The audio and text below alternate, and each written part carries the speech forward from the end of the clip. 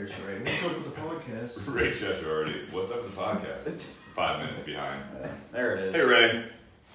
5 minutes off. Hello, everyone. Welcome to the Bourbon and BS podcast.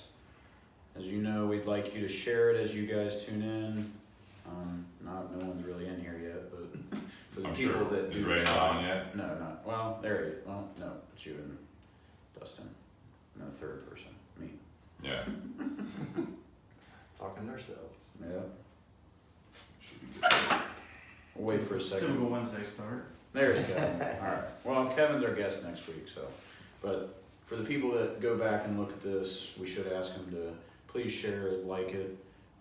We have our good friend Ian Hummel on, the national sales rep for Oliva Cigars, which is very, very exciting. And he brought all of this besides one bottle. I brought that one. And then we're smoking the Oliva V Melanio Torpedo, which was, I can never remember what it was the cigar of the year. So, correct me if I'm wrong. 13? We can talk about this, but 14. 14. Yeah, I figure I can never forget. yeah, but 2012 Cigar Company. Yep. They were ahead of the curve there. Yeah. And we were all like, is that what we'll talk about? Yeah. He doesn't like doing that at all.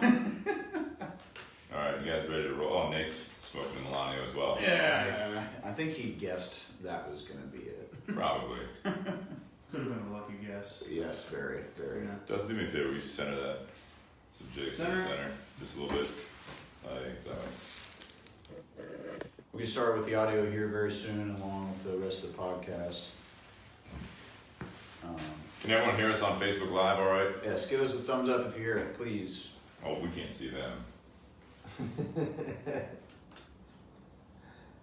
But they can comment. You ready to roll? Yeah. Perfect.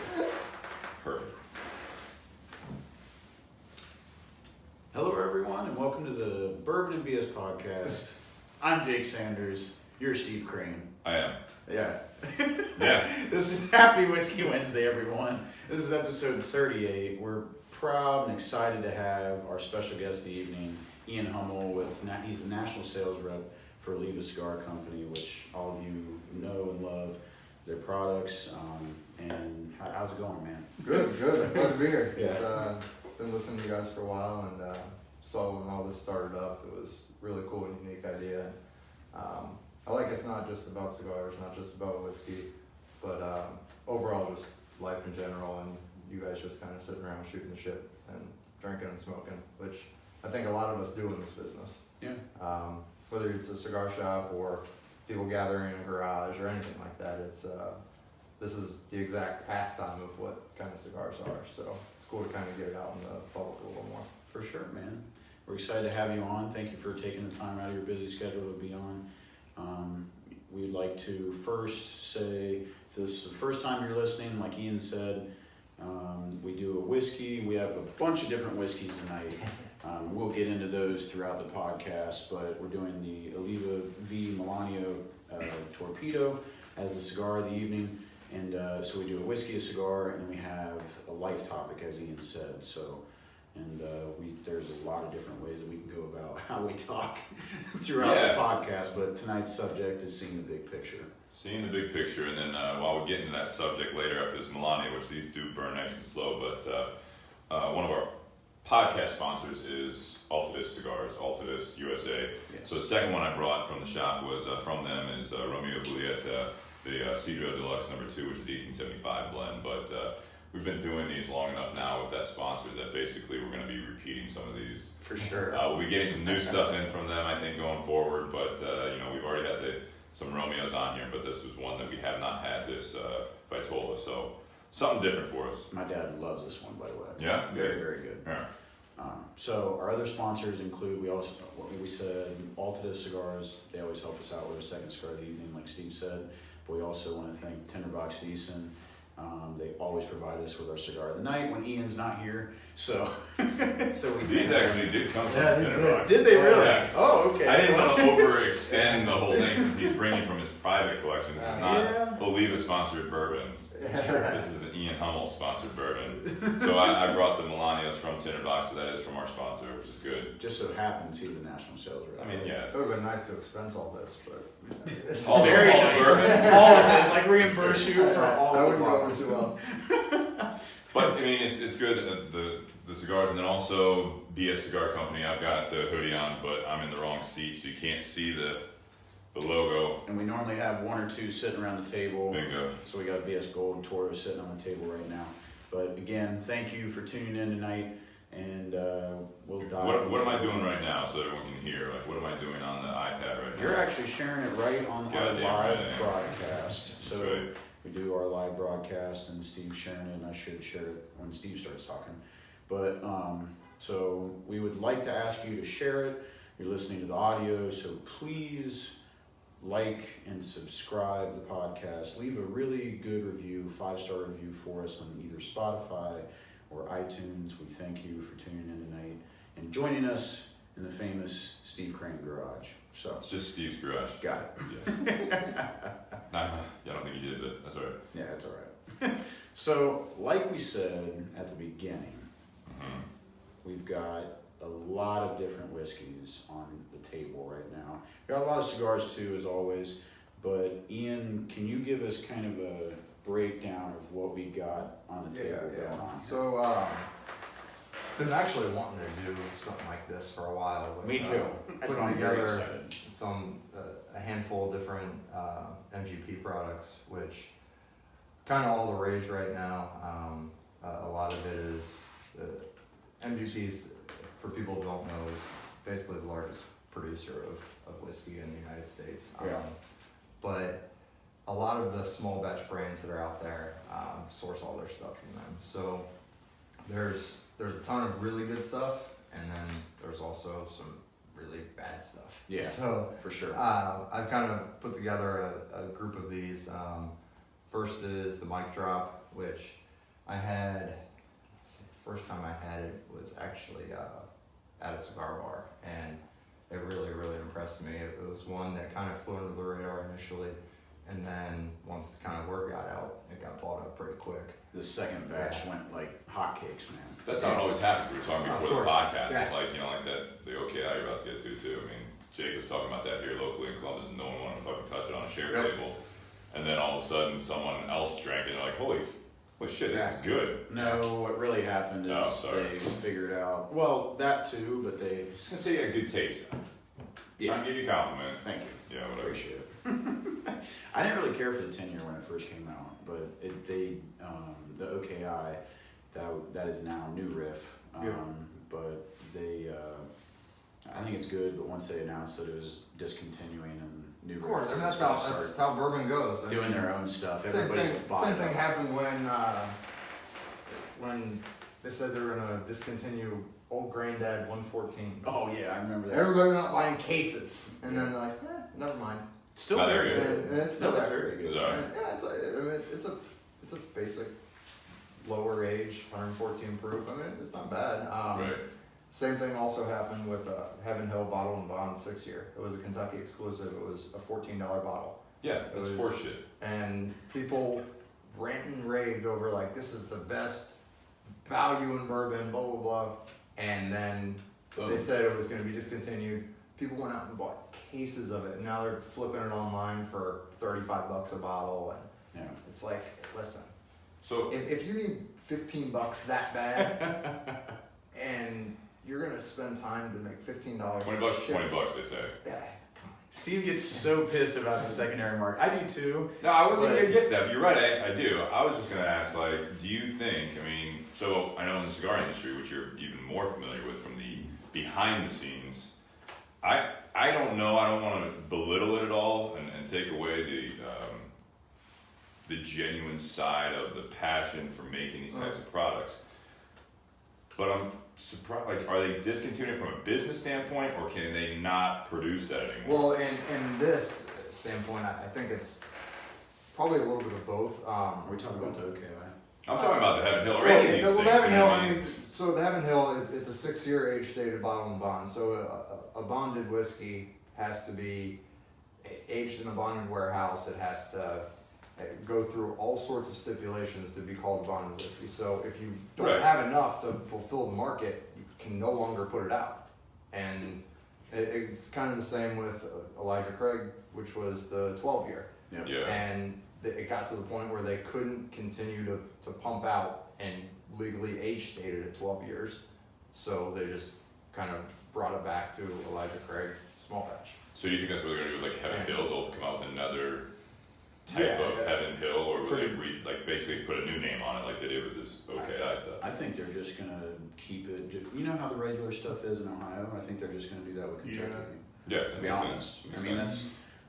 that's all they did with Elijah Craig. They just took the age statement off of Cool. it, and now And it's then they moved the age statement to the barrel proof. right. So now the barrel proof is their 12-year. So they Got may it. do a Heaven Hill barrel strength. That'd be kind of cool to see. Yeah. But I mean, I'm it's just 6 saying they can years. still make the product, but maybe not get it bottled and bond, and that's just Correct. Heaven Hill. Yeah. And But it doesn't say 6 years, even though Yeah. it tastes the same, but it doesn't taste the same. It's like when Correct. you guys switch a band on a cigar, even though nothing else has changed, but the band on it is different, so therefore all of the guys smoking and all the girls smoking are like basically like, oh, they changed something. Yeah. Yep. Yeah, the band. Yeah. That was it. Are you smoking it or? Yeah. But that's not the same thing as like the bottles that we have on this table with with these. Agreed. Like the MGP stuff. More often than not, it's the whole MGP fad. It didn't used to be a fad. Like at the beginning, I think a lot of people were actually pissed about Turned it. off. I mean, I think Yeah. that MGP for a long time, people were like, ugh, no, I don't want that stuff. And it hasn't always Really? been. Like, I'd rather have Buffalo Trace, or I'd rather have Yeah. Heaven Hill, or like MGP was like, kind of looked at as just this giant mass producer who just everybody kind of thought And they just pump out stuff and it gets labeled under whatever, Yeah. and that's Well, it. there's Seagrams. There's been like Yep. a Yeah, lot I of gotcha. different names Yeah. behind MGP. So what else did you bring? I'm sorry, we kind of Yeah, go- dove off on a talk- tangent. So then we went with the OKI, which as Jake mentioned, it was that was New Riff's initial bottling for a couple years until their stuff kind of came up to age at the 4-year mark.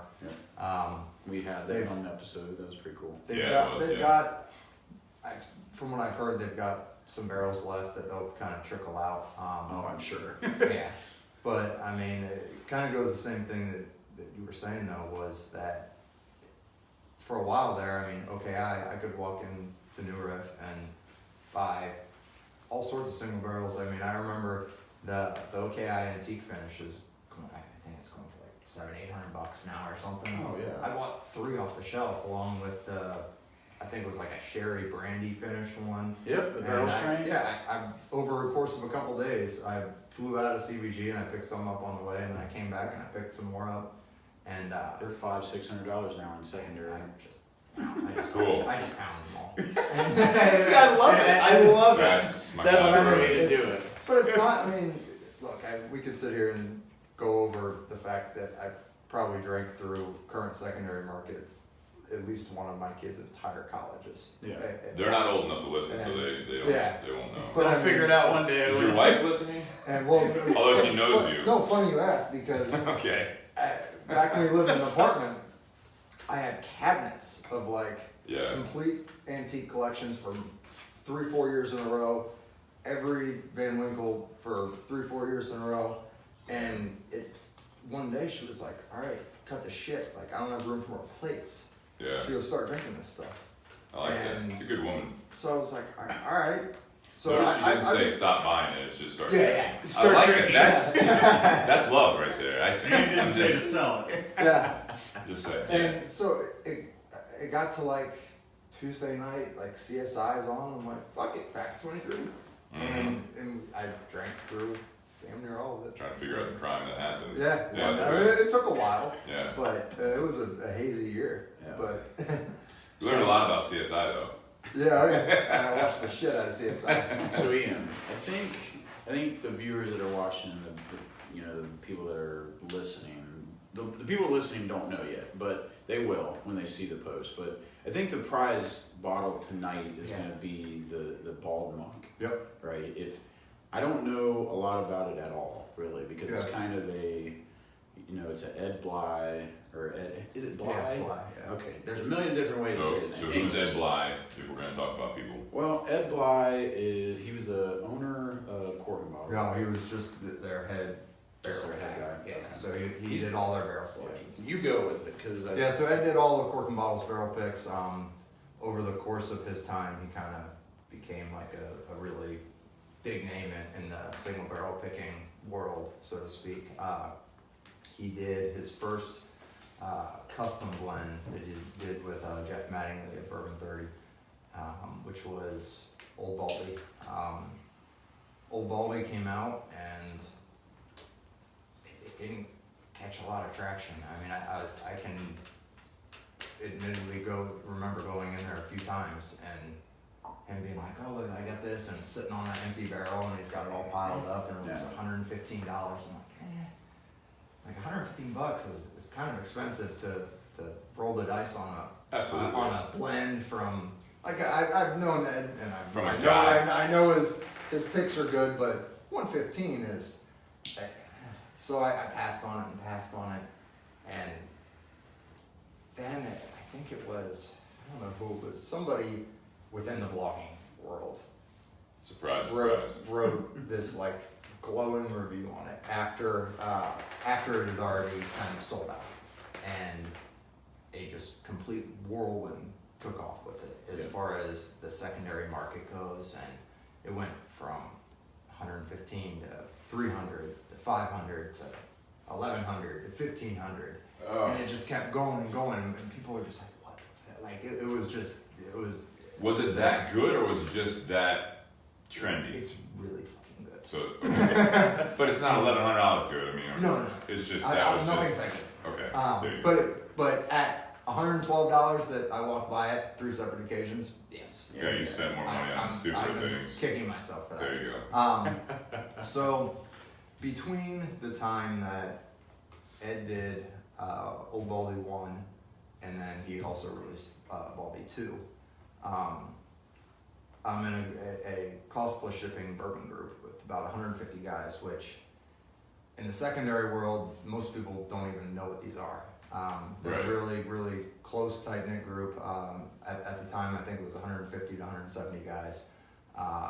And everything in there is cost plus ship. So whether it be a $300 bottle or a $50 bottle with a $500 value, everything's at the retail cost. Nice. And then we just all take care of each other, whether it's bourbon or cigars or wine and beer.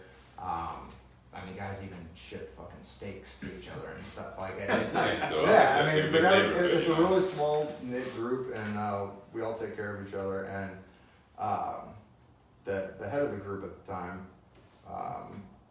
went and spoke with Ed and said Ed was kind of coming off of the success of Old Baldy 1, and it's like, hey, would you be willing to do a blend for us? And it's like, yeah, sure. So it took a long time. There was a bunch of hiccups on packaging and the labeling and all that. So in the midst of all that going on, Old Baldy 2 comes out. Yeah. And Old Baldy 2 is now we're in the heyday of Ed's kind of popularity. Oh yeah. And the Old Baldy 2 release, I'm sure if you go on some of these local groups from Cincinnati or even national groups, you'll see. I mean, there was just a ridiculous amount of people. I mean, hundreds and hundreds of people camping out and lined up around the building. Wow. And so Baldy 2 came and went. And so then Ed announced that he was leaving Cork and Bottle and to pursue his own blending thing with Rising Tide, and which is the company he started. Well, now Ed's really hyped up, and Bald Monk gets delivered. Is he bald? Yes. Fuck, man, I'm like hearing all this baldy stuff, yeah. and now it's Bald Monk. I'm like, alright, what gives? Bald Monk gets delivered, and the hype just goes through the roof. So of course some guys from our group go and start trolling BSM and posting pictures, and everybody's losing their shit. And so we kept a couple bottles off of the group, specifically for charity auctions. we didn't realize just how big it would end up being.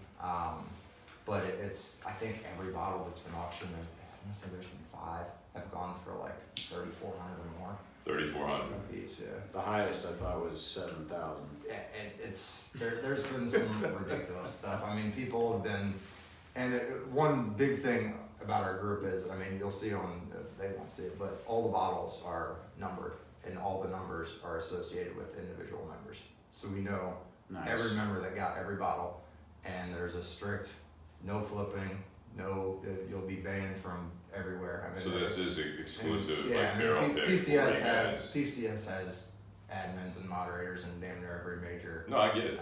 There's a big and so about a week ago or so. Yeah. I actually went and with one of my bottles and on BSM and was just fucking with people, and I ended up doing, it was all in cahoots with somebody within PCS, and we drove up the price, and we ended up doing like a bunch of I forget what the final offer was, but it was like an $1,800 bottle or something, and I put everybody as their breaking point, done.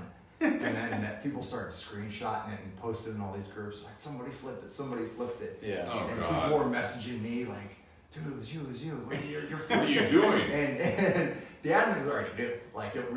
We were posting screenshots, but it was funny. But what ended up happening though is soon after that we did our first charity bottle, and it got an absolute ton of money for charity. So it worked out. I like that. We've raised a lot of money for charity, and we had some fun in the process. But on top of that, it's a fantastic whiskey. So Really? All right, so what else? What else do we have, and then let's pour something. Yeah, we got Velmead Cast Strength Reserve. Just came out, Party Source yesterday actually. They just put some more out, so I picked up one of those. Had a couple in the past, not this particular one, but it's always been fantastic. And then Jake brought Boone County, which is another great MGP product from another small distillery that has kind of been in northern Kentucky. It's really kind of taken off. That's blown up. That happened to hit our table on, I forget what number the episode was, but Beth Hisden brought that back from Jason's, was it? Justin's house. Yeah. In Lexington. I still think it's one of the best picks. Like, oh man, she's like, have you had this? And we're all like, no, we haven't had this yet. And then by the end of the night, it was just like, Jake's just in love. Yeah. I love it too, don't get me wrong. But. Oh, it's great. I mean, and that's my happy. With the really good MGP barrels and picks, I mean, I think we're gonna see a good kind of mix between different things here, but I think you'll find a kind of similar back end flavors and similarities from getting that. In my opinion, a lot of these have this brown sugar undertone. Yeah, I get a lot of dark chocolate off of it. And when you get this one, I mean, the Monk is, it's crazy. I mean, we'll get into it here in a second. But I mean, the nose, the flavor, it's unlike anything I've ever had, honestly. So. What do you want to pour, Ian? Let's pour this before let's do the bald Monk. Completely destroy our palates and don't remember anything. While Ian's doing that, again, we always urge our guests to share and like the podcast, please, for us, and thanks for tuning in. But, like I mentioned the last couple of weeks too, we've gotten a little bit more viewership on Facebook Live at least, and we're looking at numbers a bit on the actual podcast audio. But with this, one of the things I did recently was I shared it to groups that were cigar and bourbon related. I think that's something that I don't think everyone has done, and it's really easy on Facebook to share that, and then all of a sudden it shows up on people's feeds that it's not necessarily a friend of yours, but you belong in the same group, much like what you're saying, the group that you guys are a part of. Is that a Facebook page, Ian? Yeah, so it's one of those things, if you guys belong to something like that, share it to that if you think they'd enjoy it, or if, either the bourbon part, the cigar part, or obviously the second half of the show when we're talking about today, it's going to be seeing the bigger picture. Yeah. So that's going to be one that we see the numbers go up, and it's great. That's what we're trying to do. Is it's not necessarily for just sponsors, monetary. I mean, I think there's value there, and I think that's why we're doing this, is because, as Jake and I have always said, we just started documenting our Whiskey Wednesdays in the garage, and it's become a little bit tighter of a format, but it's still loose enough, and it's something that we get a lot of feedback on, that people either are like, you said, Ian, they're already doing this, either in cigar shops, either bourbon groups, people's bars in their houses, their garages, whatever it might be, but it's something that we see value in, and we've heard that there is value there for people that are not able to do it on Wednesday night, for example, but they're sitting at home, either cleaning the house, they're relaxing after a day, they don't feel like watching anything on TV anymore. I mean, hell, no one's got cable anymore. It's just basically you watch it when you want to because it's on Hulu or Netflix or whatever. But so that's something that I would definitely encourage everyone to do. Yeah, and I think it's funny. Like we'll get into the topic more, but that was like a great segue. So I'll try to remember that getting into. Yeah, you don't have your notebook tonight. I don't have my notebook, but yeah. So I mean, I know we've both been, kind of sipping on this since he imported, but I'd like to do a small cheers. So yeah, absolutely. So thank you again, Ian, for bringing all this awesome stuff. Cheers. Thanks for coming out Thank too. you for being here, Dustin, as always, and helping us. So again, we're doing the Bald Monk right now. And one, I did want to ask you. So, were there two separate bottles, like? Yeah. Or there was a black label and a white label? Yeah, it's the exact same whiskey. Okay. It's different. So we ended up doing. We just thought it would be something cool and unique to do. So we Very unique. did it. And the one thing is we didn't know how many bottles we were gonna have because it's a blend. So you're basing it off of what actually comes out of the barrels that you pick, and after all that, and then you rebarrel it and you do all that. So once we figured out a rough bottle count, we were able to go back to the group and say, all right, we're going to do two separed labels if you want to double your order. If you want to pass, somebody will take it. Yeah, no problems. Yeah. But so I had two down. I'm like, all right, you want two sets? And yeah. So this is 122 proof. Yeah. So 61% ABV. I don't know. What do you think, Steve? Off the rip. Off the rip, it's actually, I don't know. It's for that. What you just said, it's more subtle up front. Yeah. Which I like. The finish on this just goes for days. Yeah, but actually it kind of amplifies as it finishes. Yep. So at least with, I had a small glass of Eagle Rare before this, and then some water, smoking the Melanio. With this, taking a sip, it's, like I said, it kind of like creeps a bit, and then it really does kind of warm up a little bit, but it's not hot, I don't think, at all. Are you allowed to disclose like how old it is? No. No. It's the only thing I can really say is it's from MGP, and it's a blend of various different ages. Got it. It's got a nice like warm spice though on the finish, like in the throat as far as that goes. Yeah. That brown sugar is everywhere. Yeah, I get that too. It's like there's almost like a nose of like cola, and it's Yeah, I'd get that. It's like a dark brown sugar, not like you get a sweetness. Yeah. But there's like a slight, I don't want to say a bitterness, but it's more pungent. Yeah. Like you would get in a darker brown sugar or molasses. It's And I mean, if you look, look at Dark. pull up, and not only that, but the oils and the legs of the glass and For sure. how it comes down. It's hanging on the glass. Yeah, it's insane. And it almost like after a few sips now, it's like it has a little bit of like syrup. You know what I mean? Like because it's so the viscosity is there. I mean, it's good. It coats. At 122 proof though, it's not like some people would say that you're getting in that range of like hazmat, but it's really not hazmat. Yeah. But like people that aren't used to. I don't think this is at all. No, this is very smooth for 122. This, that's what I was trying to say. Yeah, you can. It's scary how smooth it kind of goes down, and you get used to that 122 real quick. That's what the Justin's House of Bourbon Boone County pick was 122. Yeah. And I think it was the highest bottled, or the second highest bottled Boone County store pick that that had been released. And that's like my favorite bottle of all time. And like our good friend Matt that's tuned in, he found one for me. Was that the prescription strength one? No, Justin's House of Oh, Bourbon. Yeah. So that was very, very good. But this is amazing too. The finish does go on for days. I'll tell you that after a few sips of it, and it's something where it's like we joke around that I don't want to do ryes. Yeah. Because wasn't it the Oliva V that we did a rye with? Ryes are weird. Like, or what was that? Something real hot. we did the second batch of Bookers for 2018. Oh, so Yeah. And then we did that with the V. V. And It was like the 85, body on 90 degrees. like the body on both of them was just way too much. That was the first. So it was that, and then even like the spice and everything on your typical rye that we've been drinking. Can't do it in the summer. Like this is a temperature now that we can do something like this, but even this, like a month ago, would have been too much. I think because we would have been sweating here in the garage. 5 barrel per I would have bourbons. been sweating. Yeah. I sweat too, man. It's just but you have hair. To I have hold it hair. up. I don't have hair. Man, this like. I think the finish on this is much lighter than some of the other higher proof stuff we've had, especially over the summer. Absolutely. I think this might be just slightly different. If it were 80 degrees out, it would still be mellow enough to where I'd we're be not sweating. overpowered, but I'd be sweating. There's a note in there that I had on top of my. Yeah, I went on a tear with Rise for like a month and a half. Oh, That's we all did I that. drank. I think people do that though. But I drank so much of it, and I have probably 25, 30 bottles of rye in my basement now, and I go down and I'm like, no.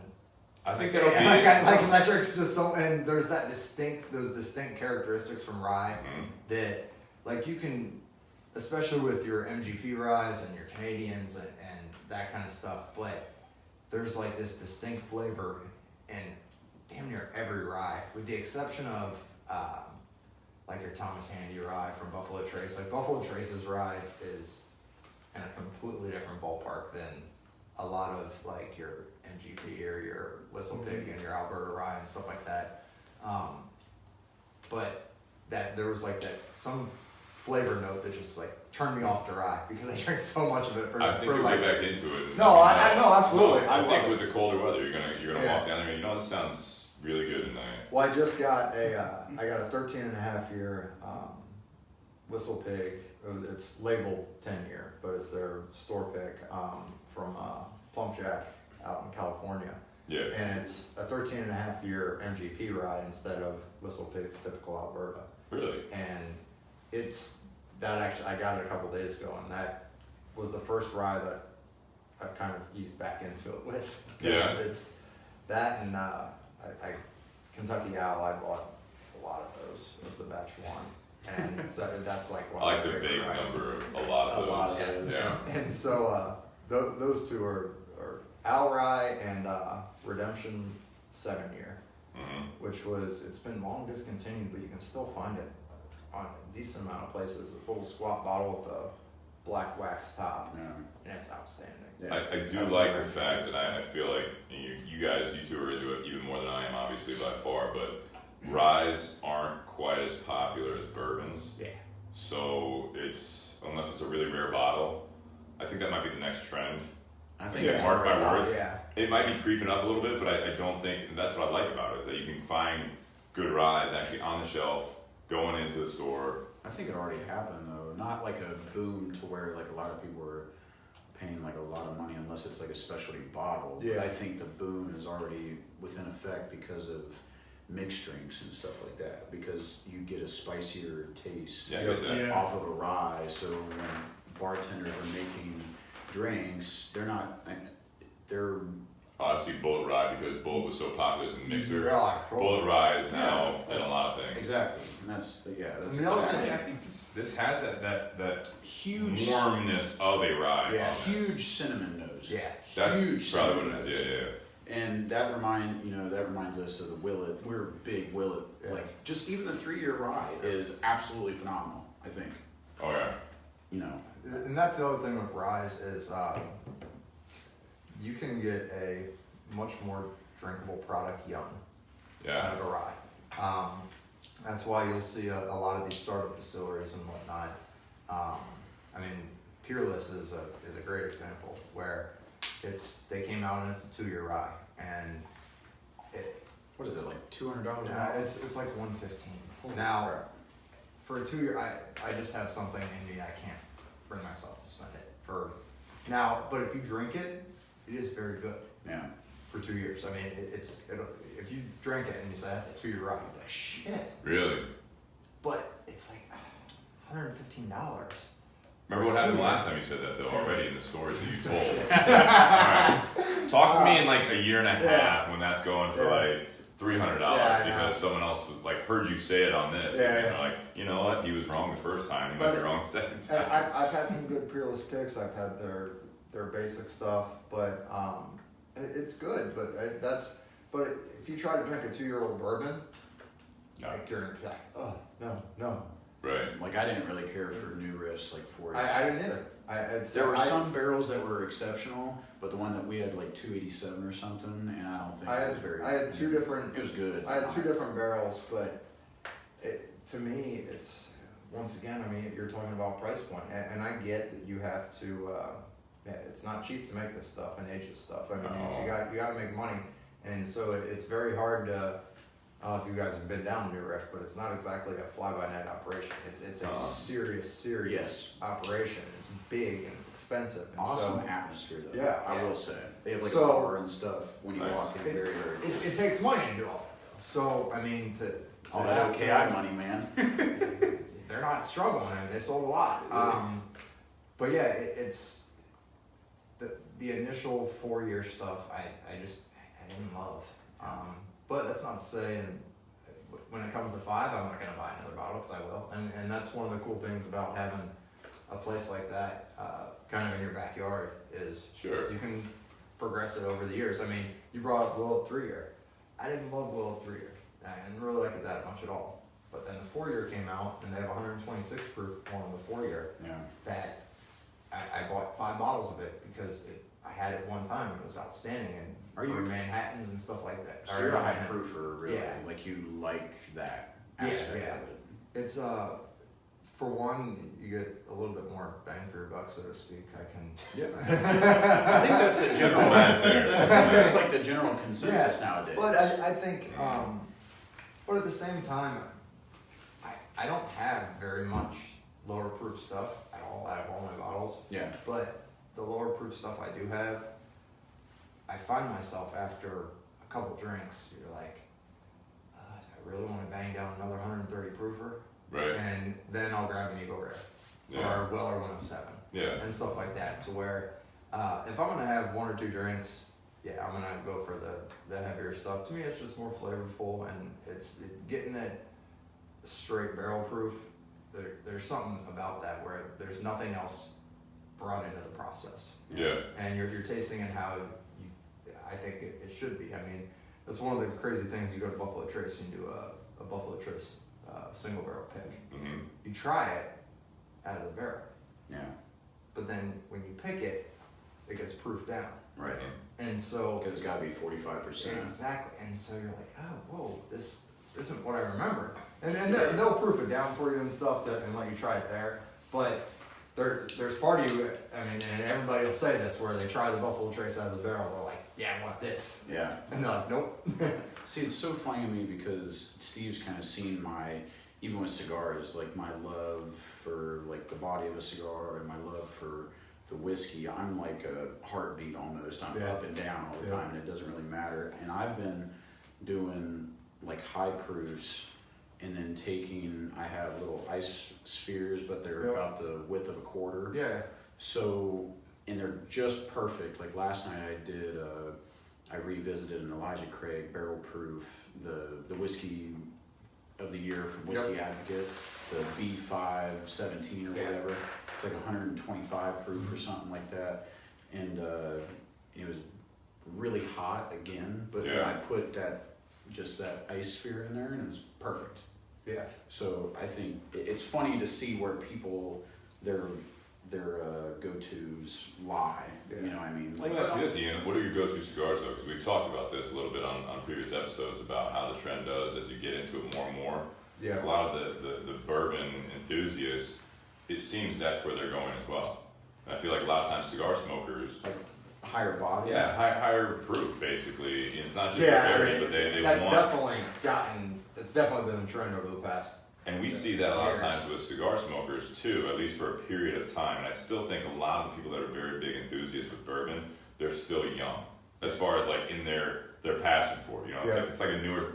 How long have you been smoking cigars? Oh, you know, a year and a half, 2 years, and now they're smoking the good stuff or the fuller bodied stuff. And I think that's what's happening right now, from what I see. Like, there's some people that, you know, will have been drinking all these bourbons before you even knew about it. You know what I mean? Yeah. I think cigars. What do you typically like to go to for your cigars then?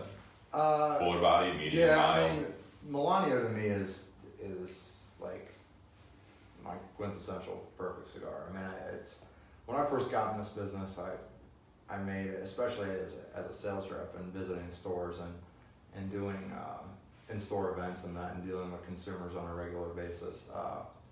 I tried out a lot of other company stuff just because you have to. I mean, trying to figure out what's out there and what your competition is and that kind of stuff.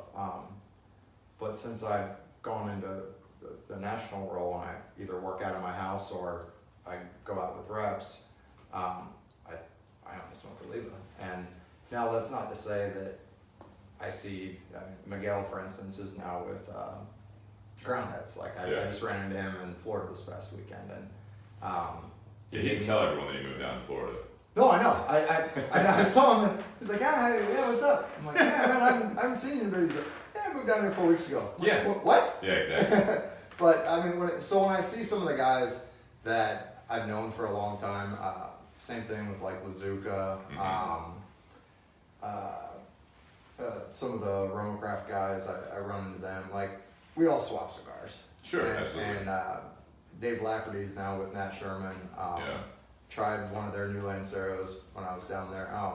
So I do still occasionally try other stuff, but the problem I find, if I'm gonna go and I'm at my house and I'm gonna go out, like I've got cars in the garage and I've got a bunch of kid shit in there, like I'm not gonna go smoke a cigar in my garage and stink everything up. And sure.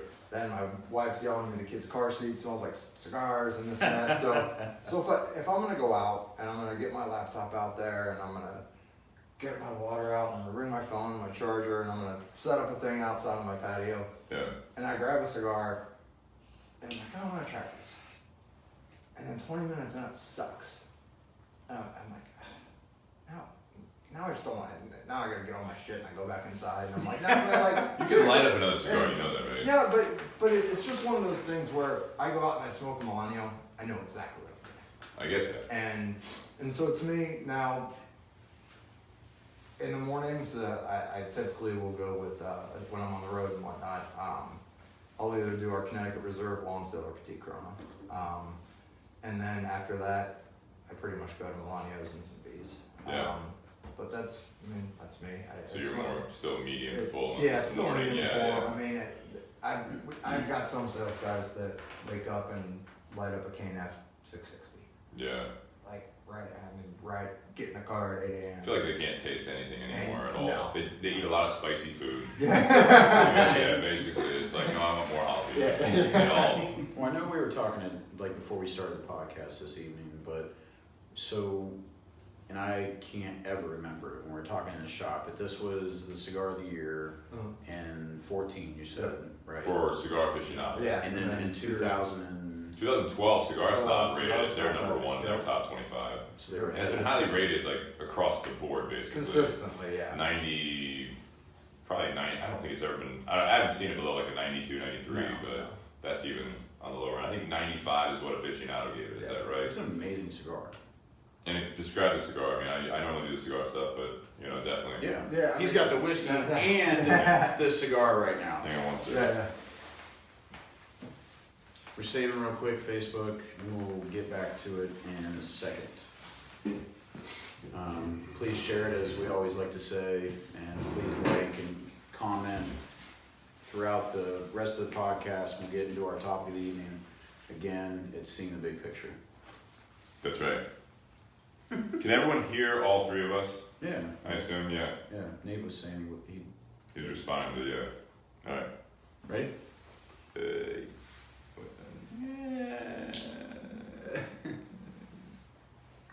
Cool. So Melanio's Ecuadorian Sumatra wrapper. It's the wrapper is grown by the Olivas still in our farms over in Ecuador. It's basically our flagship wrapper that's coming out of those fields now. And Nicaraguan binder and filler. It's high end to medium to low end to full. It carries the Series V kind of name. Yeah. Which why is that? Pretty much to kind of parlay off of when we wanted to bring in a higher tier, higher price point, more complex cigar. We kind of took looked at it as it's done a lot in this industry where you kind of parlay off of one thing and move into another. Sure, yeah, that makes sense. And especially, we kind of looked at it as it's a more refined V. And the V is a spicier cigar. It's still very smooth for what it is, but this is, if you kind of smoke them side by side, they're still very different. But even if you said, okay, this is one, this is another, compare them, you could, in my opinion, you could kind of correlate some of it, one to the other. So it's a cigar that we launched, and we were really excited because we wanted to have a premium smoking experience that at the day and age of a lot of manufacturers coming out with $20, $25, $30 cigars. Oh yeah. We wanted to still make it reasonably priced. We put it in 10-count boxes because of the higher price point to make it more affordable and accessible to people that may, at $14 for the Figurado and $140 retail before state taxes or whatever, it's doable for a lot of people at $140. Now 208 on a 20 count is, now you're creeping in close to $300 after tax. I noticed that there were a lot of manufacturers that were starting to do the 10 or 15 count boxes there a year or two ago, and now it's creeped back up that no one's really touching it. But I love it from the retail side because the presentation of these, if you guys haven't seen the Melanios, I mean, it's very, very simple, but it's a nice shade box. Like it stands out when you actually pull that out, because we have the bins in the shop, but when it's sitting there open. But to a consumer looking for, hey, I want a box of cigars, or I've got a wedding party, or whatever it is, and you ask them, you're like, how many people? And they're like, oh, 8. I'd like to get a box, and what do they normally come in? This is usually, like, people know the cigar from the cigar industry, but people that aren't in it, and they're more of the occasional smoker, but they want something nice. The presentation is beautiful. I mean, the way the boxes, the coloring, especially on the torpedoes and the Figurados, the slots and all that. Which you guys fixed on the Figurado, which we appreciate. That was a rough. We got, and I'm not talking bad by any means, but that's a growing pain. Even like these big boys, if you guys are into it, I think any industry, right, especially like consumable products. So the Melanio comes out, and we get all, I think it's 5 sizes off the rip. And so, the Figurado is just gorgeous. And you open it up, and they've got the slots for the torpedo head, but nothing really bracing the bottom. And there's just enough wiggle room on these boxes. And I, like our UPS guy, for example. Yeah, from the factory, from the warehouse to retail stores, all across the board. I mean, it was one of those things where, and I just last week, to the extreme, all the way to our door. I'm walking in the back of the shop, and our UPS, I see the door open in the back of our shop, and a little box, it wasn't one of yours, but a little box comes like literally tossed in the back door. I'm like, what the fuck is...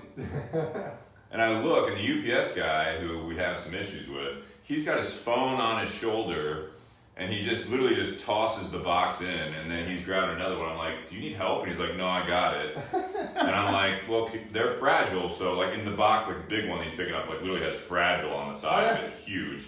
And he literally stands it up on end, and then he lets the door shut on it. And I'm like, fuck you too.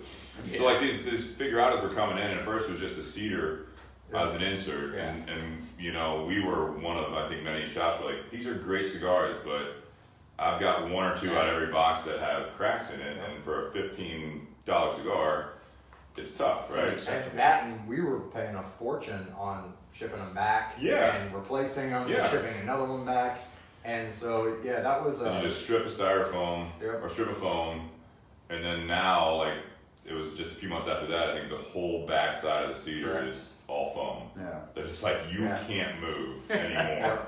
Like, you can drop kick this box, and they're still going to be fine. The same thing happened when we launched the original V in 2007, 2008, and that cigar, Aficionado named it number 4 cigar of the year, and it just took off. I mean, that's right around when I started with the company, and like you go in and the same thing was happening, and it was with the torpedoes, which that got rated, and the torpedoes, all the heads were coming, and they were all busted up, and so not good. And so that was one of the things where one of the big things, especially on the premium products, we don't like to use cellophane simply because the cigars look better. I know. But at the same time, with V, we finally gave in and we're like, we gotta cellophane them. But then we did a bunch of different options, and same thing, we found out with the foam inserts. So now you have them, and there's the foam insert that goes in the front, and then we tightened up the boxes a little. So it's, especially as a company, when V came out, we were still really a small company. I mean, we were nowhere. You weren't expecting that rating either. No, not at all. That's that crippler that happens to a lot of companies when they get that major rating, and it's like, oh, you want more of those? Yeah. We don't have them. And not only that, I mean, look, it's 11 years later, and we're still back. They're still on back order. And it's not that we're not producing more. I mean, we're producing more than we ever have right now, and it continues to grow up. We're continuing to bring in more wrapper and everything, but at the same time, it's like, Can't keep up with the demand, man. no, I mean, it's a good problem to have, but at the same time, I mean, it's frustrating to everybody. The sales guys want to sell more, the retailers want to sell more, and the company wants to sell more. But at the same time, there's one thing that we always look at as a company, which is we're not going to just throw a different wrapper on it or put a different binder in it or change up the blend just to pump more out. Because the second you keep the same band on there and you change the cigar, I mean, a V smoker is one of the most hardcore dedicated smokers in this business. That's all they smoke sometimes. And you get a guy who smokes his Vito Robustos and like clockwork, and he's good for a box or two a week, and he will just keep going and going and going. You can try to give him something else, and he's like, nope, I want this. And they're so dedicated. If we flip the script on them, like we're gonna lose everything we built over 11 years. It's almost how I am with the BS. We're a little smaller than that with the BS cigars. But we do have those issues too. We'll get a shipment in, and because of where we're at on the totem pole, which is at the very, very bottom, if you will, we can get 1,000, 2,000 cigars, and you start smoking them, you're like, this isn't right. Yeah. Tastes wrong. Yeah. Or the construction, like you had someone else rolling them, or they were rushed out, or whatever it is, and it's tough. But I mean, that I will say that with the Oliva V's, we can tell not so much the Melanios, because Melanios, I think it's maybe a price point also. It's just a few dollars higher. It's just high enough that you don't have.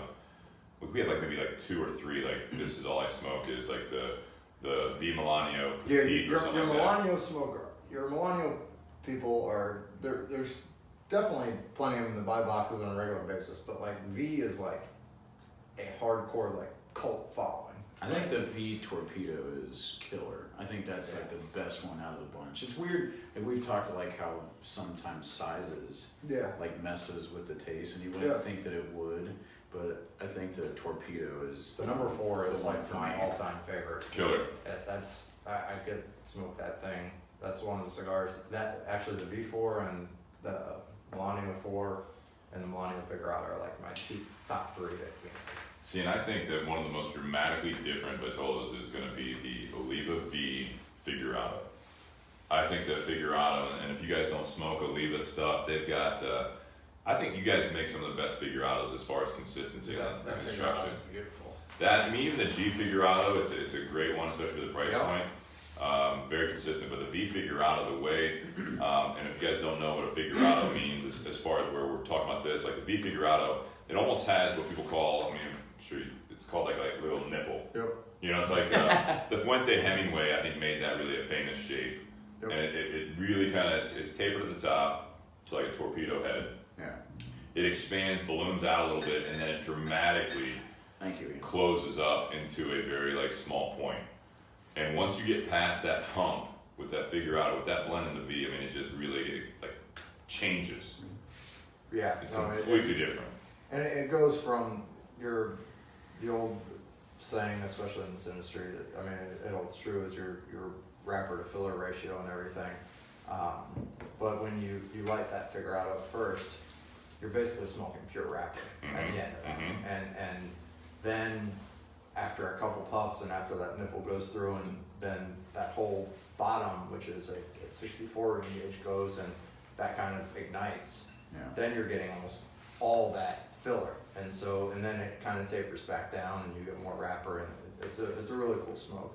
It's great. That's one of my favorites. Absolutely. to be honest. How do you guys think this paired with the Bald Monk?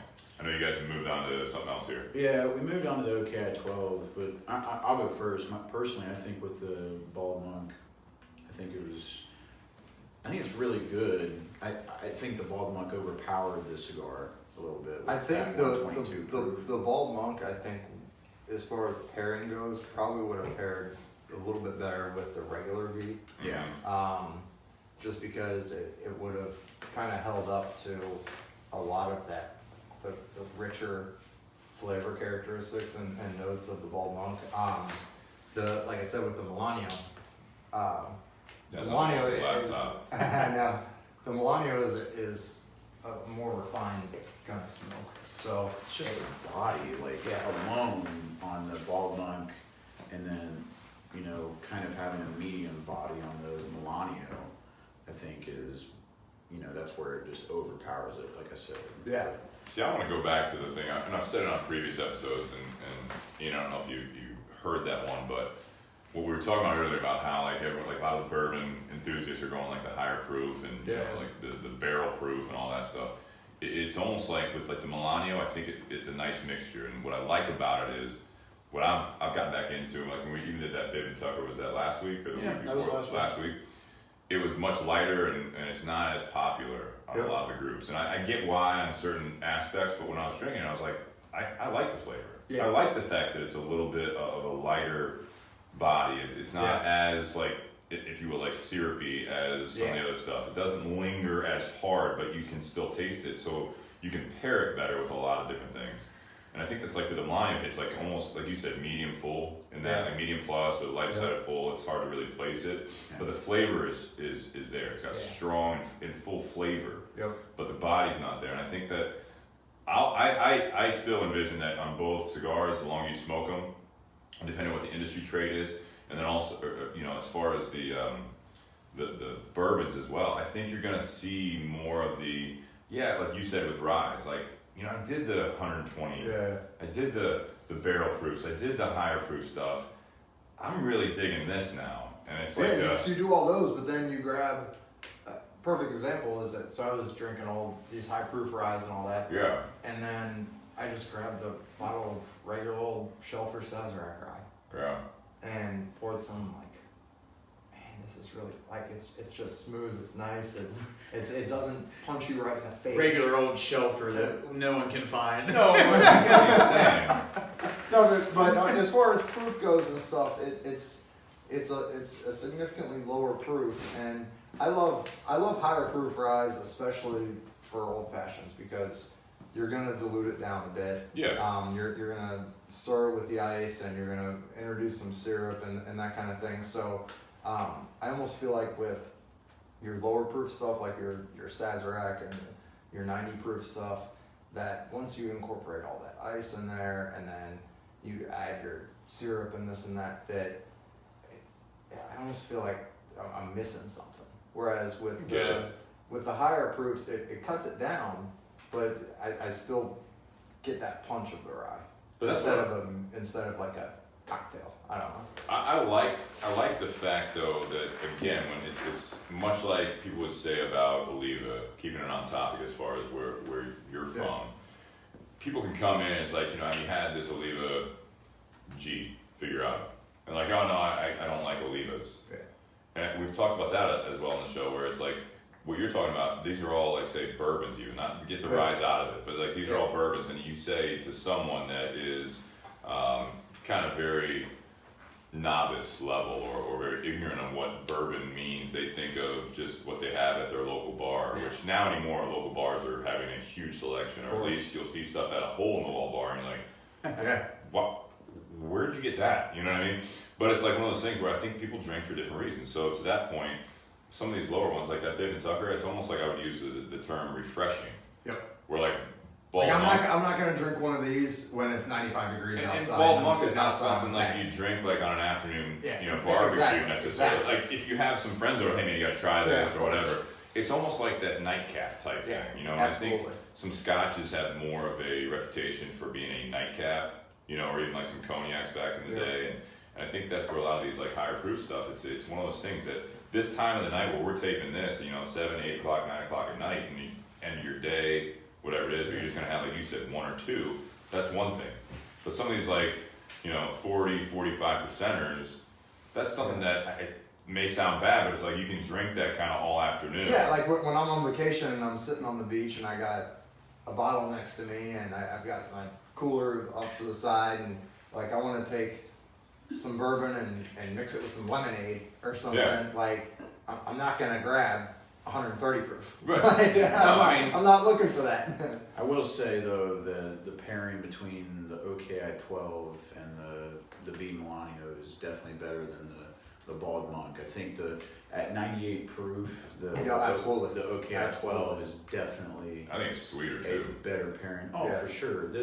If you've never had OKI 12 and if you can get your hands on it somewhere, that a buddy has it or even just try it, it's definitely got that classic like brown sugar, dark chocolate notes off the taste. But I don't know, for me, the OKI 12 is more floral. There's a lot of those weird berries, as Steve likes to call it. We don't really know where those are coming from, but there's some berries in there. Southern. And Indiana.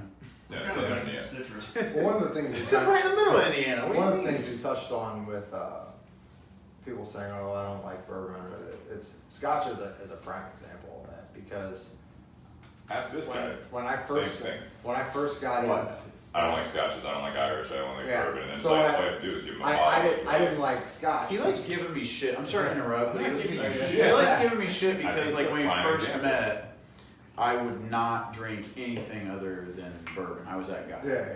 And then he's introduced me to a few, along with the guys at the cigar shop. All I'm saying is a thank you would be nice. Thanks, Steve.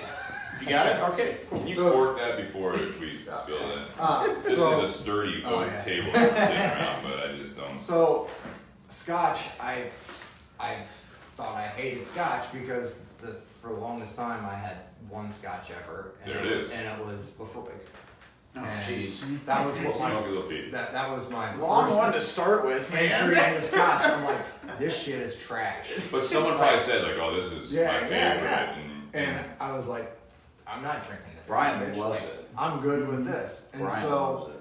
a couple buddies and I, we said, all right, well, one of my buddies is from Scotland, and a couple of my other just drinking cigar buddies. We all Yeah. got together, like, all right, let's all just throw in like $50. Let's hand it over to Steve, who knows Scotch, yeah, and let's get together at the local cigar shop and let's just buy some Scotch. And so we ended up starting what's called Cincy Scotch Club, and now we do it usually about 2 months, and now we'll get 10, 15, I think the most we have is 18 guys, but we basically all throw in money, yeah. and we go and we buy stuff. And Yeah. so the big difference is kind of find out, same with cigars, same with bourbon, is that if you get a heavily sherry Scotch that compared to a Lefroy, you have two completely different. Completely different. Like if you take a Balvenie to a Lefroy, it's like Night and this day. tastes like bourbon. Yeah, you're like this. Yeah. This isn't Scotch, is it? You're Exactly. Like, well, yeah. You can So, take Angel's Envy to a OKI 12 and be, completely amazed at the difference that are both, bourbon and they're two opposites. Yep. now Kylie's watching from Nat Sherman. She says, "I only drink Scotch that's been aged in trash cans." I don't know if that's a cut on scotches or if she just really. I think that's exactly what it is. Well, last night she said she was sick, so I don't know if she's just really losing it right now and she's on heavy meds or not. But that doesn't sound good. But we're an hour in. Do we want to kind of do our segue? Like, we talked about the pairing a little bit. And we'll obviously talk more throughout the rest of the time about the different ones that we're going to try. We still got the mic drop. What do you think about the OKI 12? Did you already say? yeah, I think, like I said, it's almost like, I don't want to say tart, but it has that kind of after what we've had so far, the Eagle Rare that I had, and then the Bald Monk, and starting to sip on this, smoking the same cigar, which is something that I do enjoy. As far as like a lot of times, you just sample different cigars, you sample different whiskeys, whatever it might be, but actually having like that control element of like the same cigar, it's interesting how it transitions, and it's interesting to me how you go from like your first sip of Bald Monk, and then by the end of that small glass, it's like this tastes different already. Yeah, and then you go to something like Okay I-12, and I say sweet just because it's almost like a tartness in the back of my mouth and beginning of the throat, where it's like it kind of doesn't, I don't want to say like closes up, but it kind of like has a reaction, like a tart reaction back there. Yeah. It's a little drier finish. A little drier too, yeah. I kind of got a clementine flavor from it. Yeah, I bet that.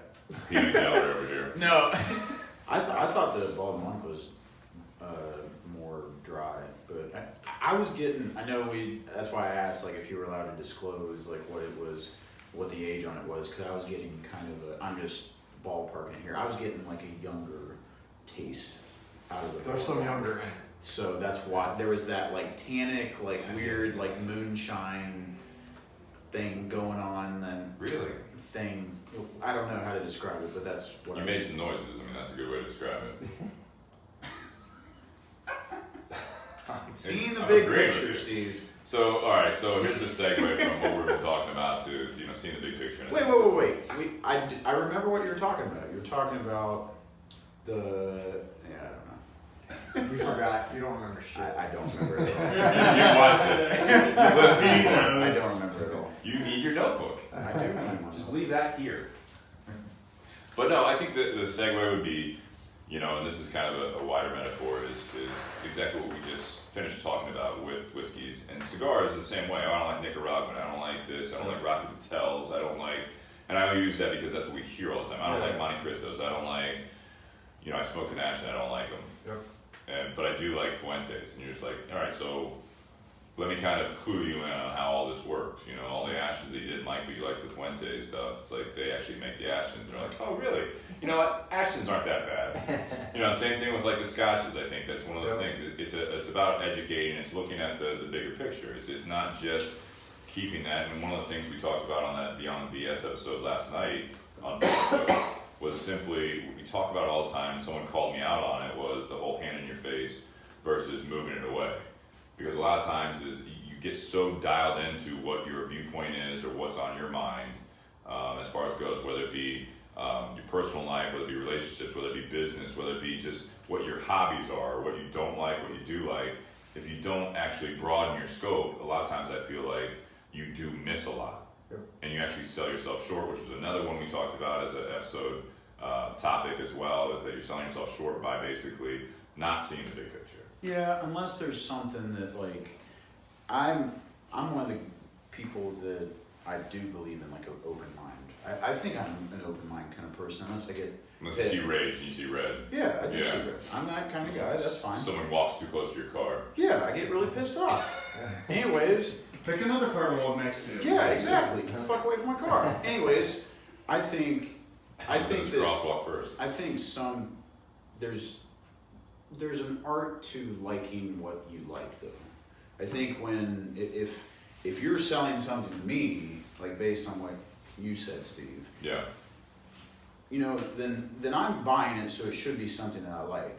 Now, playing devil's advocate, I do agree that if there's someone like in a shop, yeah, and they like they say they like mild, and yet they're like, but I really like Liga Bravada, like number 9.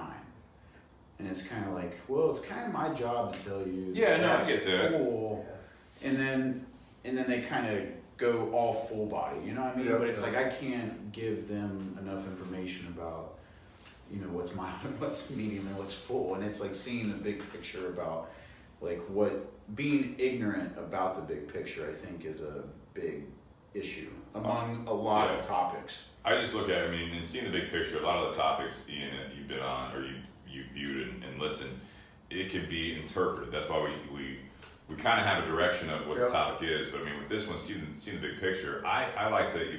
I think I could have labeled it differently as broadening your scope, because a lot of times, no matter what the situation is, and it can be situational. It can be, again, I don't like scotches. Well, what have you had? Lefroy.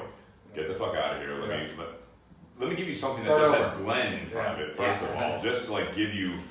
Something different. You know what I mean? There's a lot of popular ones that have Glen in front of it, and you're like, this is different. This isn't as peaty. This isn't as smoky. This doesn't make my back kind of tighten up when I have my second sip, you know what I mean? So I think it's just broadening your scope, it's educating yourself, it's looking further in the future. There's a lot of those different aspects of it when you say, you know, seeing the bigger picture. There's a lot of moving parts. It's not necessarily just shooting like, you know, 50 years down the road, but it's just literally seeing the bigger picture.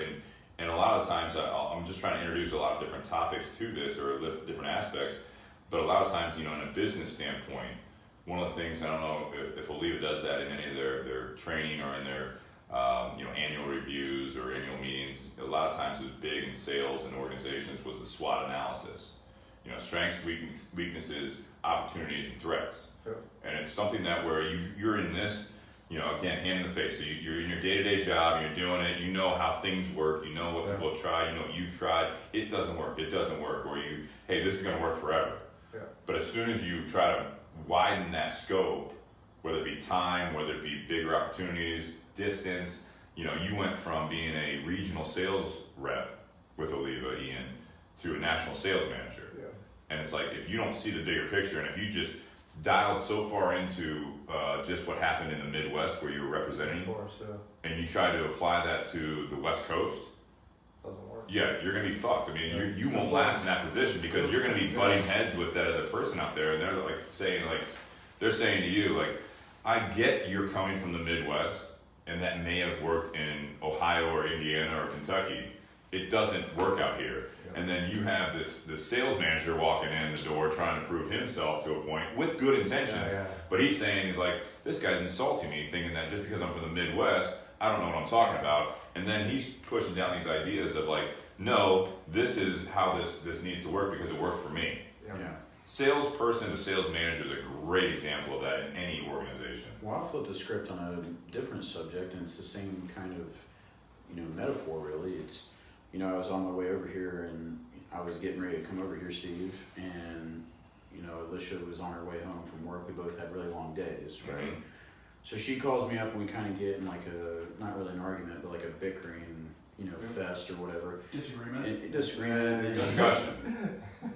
Well, yeah, sure. Whatever. Not aggressive discussion, but a negative discussion. Anyways, so I don't think it's just a discussion. That's just flat out. But yeah, so it's like, and then, you know, it's kind of like, hi, bye. She got home like right when I left to come over here. Yep. And it's kind of like looking at the bigger picture. It's like thinking about the sacrifices that I'm making. Like, I'm not with her right now. She, you know, she's at home. I'm here. But even on a kind of a even bigger scope than that, it's thinking about like how her day was and like how my day was. Yeah. And we weren't talking about that. So when you talk about like relationships and looking at bigger pictures, and, you know, broadening your scope of things, we talk a lot about understanding one another on here and being a good person.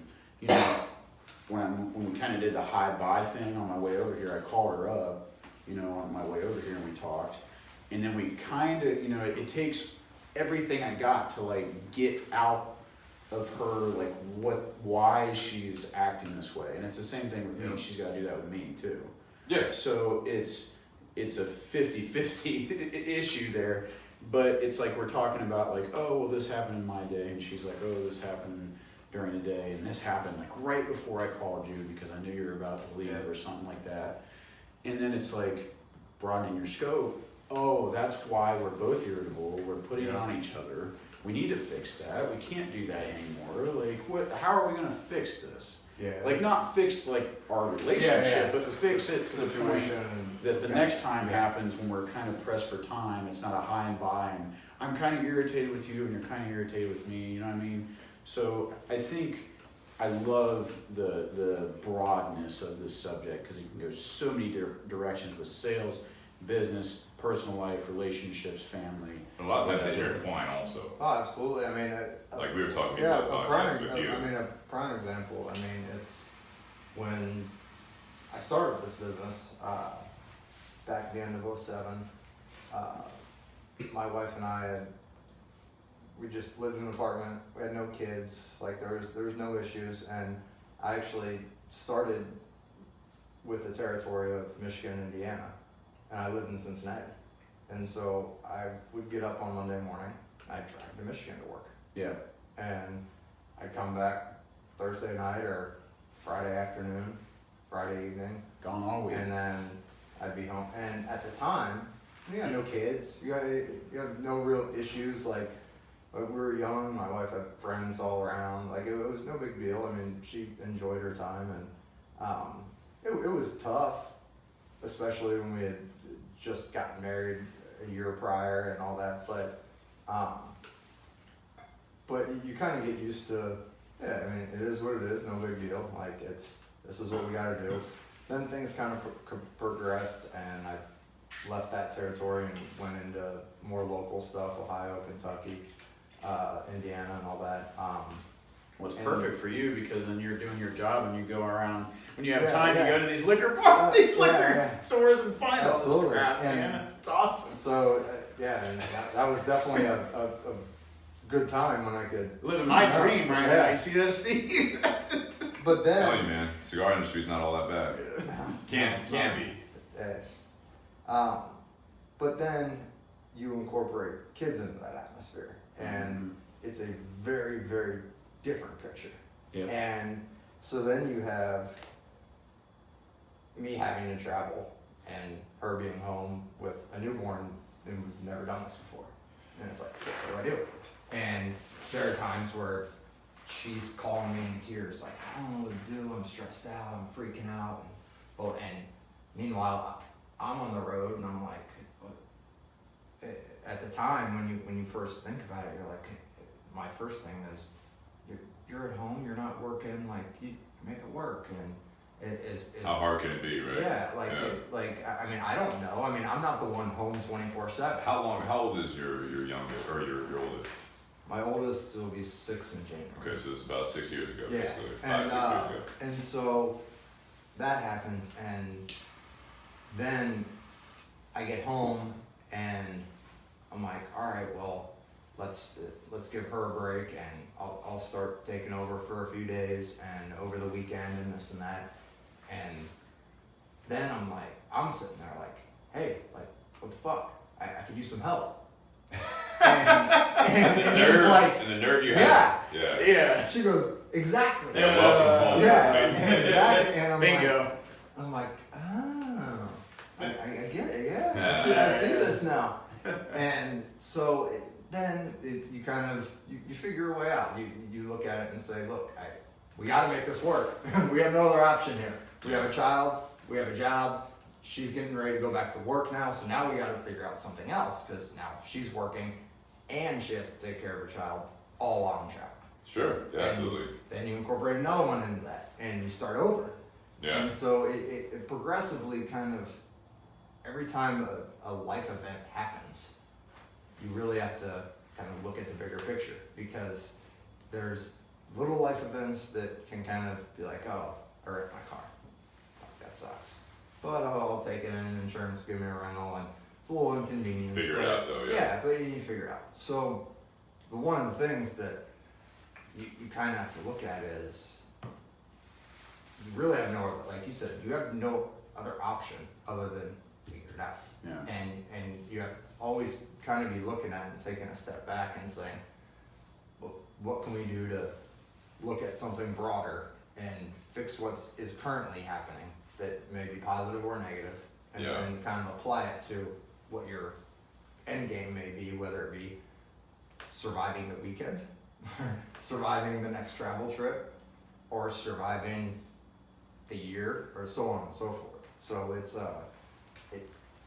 it can go, and I could take this into, like you said, I could take it into sales, and when I'm a sales rep and I'm pulling up into a shop in Michigan in January, and the guy's shoveling his driveway, Yeah. and I'm trying to sell him cigars. Yeah, you're low on the month for that. You're like, it's and I'm 26th freaking, of the yeah, month, and I'm freaking out because yeah.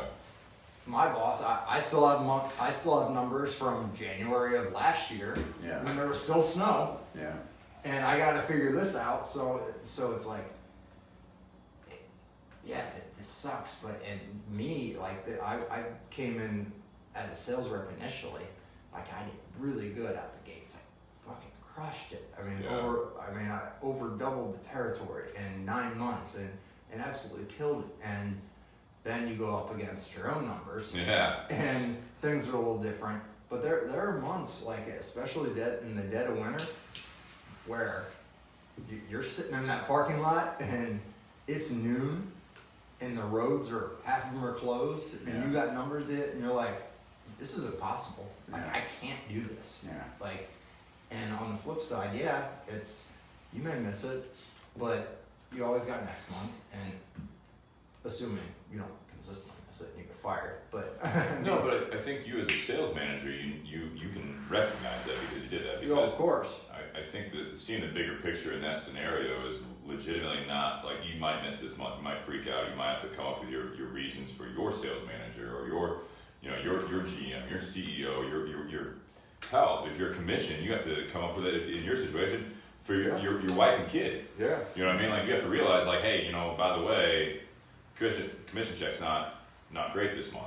So we gotta hold back. But what I'm saying is, again, using that, seeing the bigger picture thing, you could easily not travel as much in January because you look at the forecast and say your territory is Minnesota or something like that, Wisconsin, Michigan or whatever it is more appropriate here. Hell, Columbus, we slow down in January, February. So it's one of those things you can say, hey, what, I'm gonna phone it in. I'm just gonna call the shop, I'm gonna call Brian at Tinder Box at Easton, I'm gonna say, hey, you even go negative. I assume you probably don't need anything, but I'm just checking in, want to make sure, that I'm thinking about you, and let me tell you your deals. Just check your email, all that stuff. And the owner's, he's not making much money at that point, but if he's been in business long enough, or she's been in business long enough, that they're looking at it like, yeah, I'm fine. I have, like in my old business in the moving industry, like we literally had a holding company that would loan, that we owned. It was like this company would loan money to this company, which was the operating company, to basically survive. The moving industry is much the same way, right? It slows down. But the first time they went through that, they were freaking the fuck out. Same thing there. But so from a sales standpoint, you could easily just phone it in. You could not travel. You could not do it. Or you could be the one salesperson that actually shows up and makes an and effort. literally says, hey, I found a shovel at the gas station I was just filling up at. I figure you might need a hand. I've helped shovel shops driveways. But you can do it. I think that's a fine line sometimes when you're in sales, for example, because sometimes they'll look at you, and if you haven't done that consistently, they just look at you. You're just trying to get a sale. But if you're like Jake always likes to use, and I like it. If you part of your life is trying to be a good person. If they're not surprised at the fact that you're like, hey man, I don't know if you need this. I'm gonna leave it here in case that one breaks, whatever. And I'm not saying it's tactics, but it is. You're doing a job. You're there for a reason. So if you show up and you're not making a sale that day and you shovel, it's not a sympathy thing or anything like that. It's literally just like, this is the fact of the matter. You're in my territory. Weather sucks here. We know it. You know it.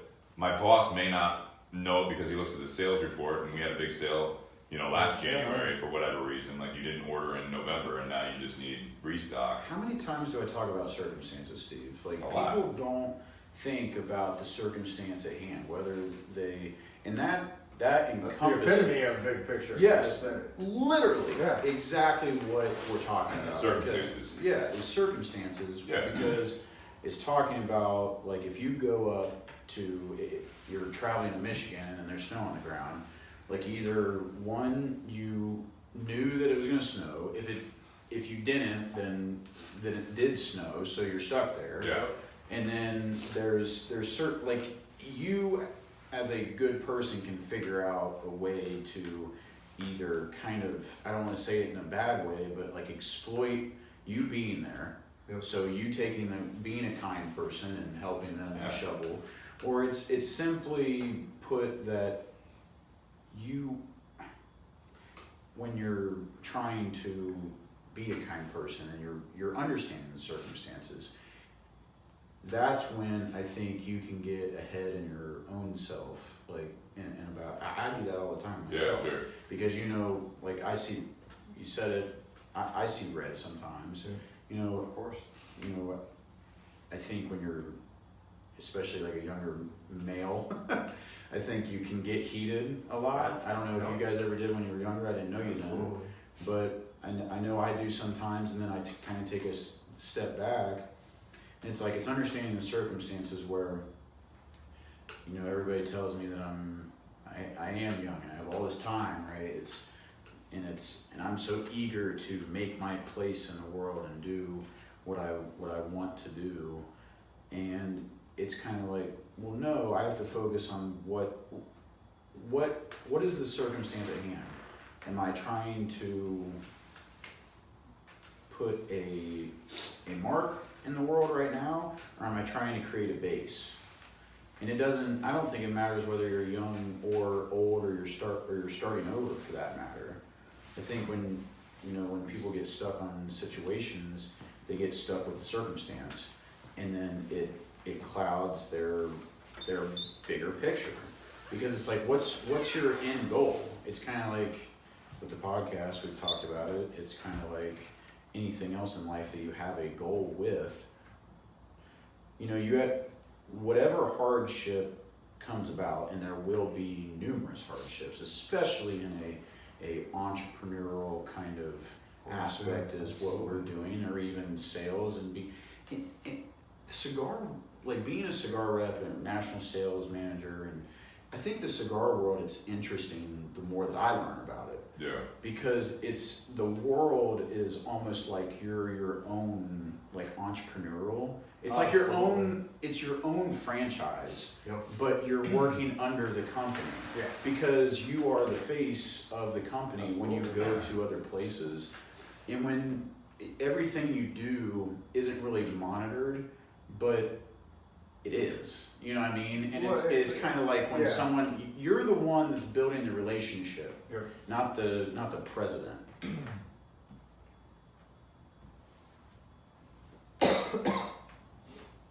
And when that occurs, that kind of gives you a perspective really on like what you're about, what the company's about, everything. And I know I'm kind of blabbering on, but it's so many aspects where when I look at myself and even look back on just like a month ago, and it's like, why did I act like this? I wasn't looking at like the bigger picture. Yeah. And it's kind of like, what's my end goal? What do I really want to do?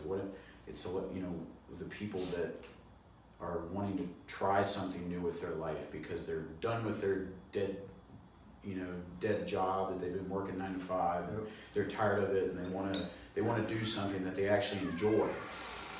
Yeah. And when you're trying to look for that, it's kind of like, well, what do I do? What's the end goal? What's the bigger picture that I'm seeing? But I'm afraid to do it because I'm not that open about things. I don't like to be in front of the camera, and that's the kind of the day and age that we're in. Mm-hmm. But it's like looking at the bigger picture, you have to overcome the fears that you even put in front of yourself and the obstacles that are presented with you. It's so much, and we get so bogged down by all these little things that in 5 years they're not gonna matter worth a damn. None of it means anything in the grand scheme of things. You can always look at you can be short-sighted, or you can kind of look at the bigger picture. I mean, I think one of the things that one word that kind of popped into my head talking about this is when looking at all this is just the word compassion. Compassion? Yeah. Because in the bigger picture of things, being a dick isn't going to get you anywhere. No. And there's a quote. There's a t-shirt. Realistically, so you can look at it in a sales standpoint where I get it. I was there in that time where you pull up and there's a guy and he's shoveling this driveway of his shop, and you're there to do a job like you guys said, but you also need to have some sort of compassion for what he's going through. But initially you're like, what the hell? Yeah, exactly. Like, I need to do this so I can put food on my table, man. Like, get the fuck open. Like, and then it's kind of like, oh. Yeah, but it's stop that snow. Exactly. But then on the same thing with an argument with a significant other, or trying to deal with my wife going through her shit when we had our first kid and I just dipped for a week. And so having compassion that way kind of helps. And so just having compassion towards various situations, I think is a big thing to help further look at the bigger picture. Because if you go into it hard-headed and thinking, I'm right and you're wrong, Yeah. That bigger picture is never going to get achieved, because if my boss tells me something and I have no compassion to where he's coming from, and I think I'm just right, then neither of us are going to move this ball forward. And it goes the same thing with the relationship, or same thing with the business aspect. It all kind of falls into having compassion and understanding towards what other people are involved with, so you can all kind of move forward. I think, yeah, so I think you hit a big thing right there. Is the very narrowed in example, we're going back to that whole thing where it's, you know, the shop owner is shoveling the driveway, right? Yep. Or on the flip side, it's 110 degrees and it's ungodly hot. No one wants to smoke outside. No one's golfing, nothing like that. Whatever it is. But a big part of that is that compassion. But we always talk about balance a lot of times, and I think to your point where it's like it's only I'm right. I need to fulfill my goals. Yep. If you're not buying, why the hell am I here? Yep. Where at the same time, you think about why are you here? Because you do have a common goal with that shop owner or that account, right? Is that you're there to sell cigars? Well, so are they. Yep. So it's How one can of you those help things. them? So all of a sudden, you feel bad for them. You need to move. They need to move product in order you to sell product. So what can you do to help them? Exactly, and it's one of those things. They go out of business, you lose an account. Yeah, down the road you can say to your sales manager or the company, Business like, hey, shifted here, yeah, hey, they're gone. So like you have to take that off my quota, whatever it is. Like done. Same thing is with the personal relationships you're talking about. It's one of those things that it's very easy, when I say seeing the big picture, it's very easy that you bring it back inside and there's no balance there, right? So it's like, it's all about your feelings. We're in that day and age, we're talking about like social media, like you're saying, you have to be in front of the camera and getting out there and doing all that. You bring it back inside, so all of a sudden you're trying to fulfill your checklist. You're trying to fulfill your needs. But at the same time, so if you're in a relationship, and it's an overall healthy relationship, it's one of those things that if that person's upset, it's not necessarily about like I need to hear them out or anything. It's again that common goal. We talked about it. I think it was maybe with Bob Breyer on that one where it's about the finish line. Yeah. You know what I mean? You're in leadership.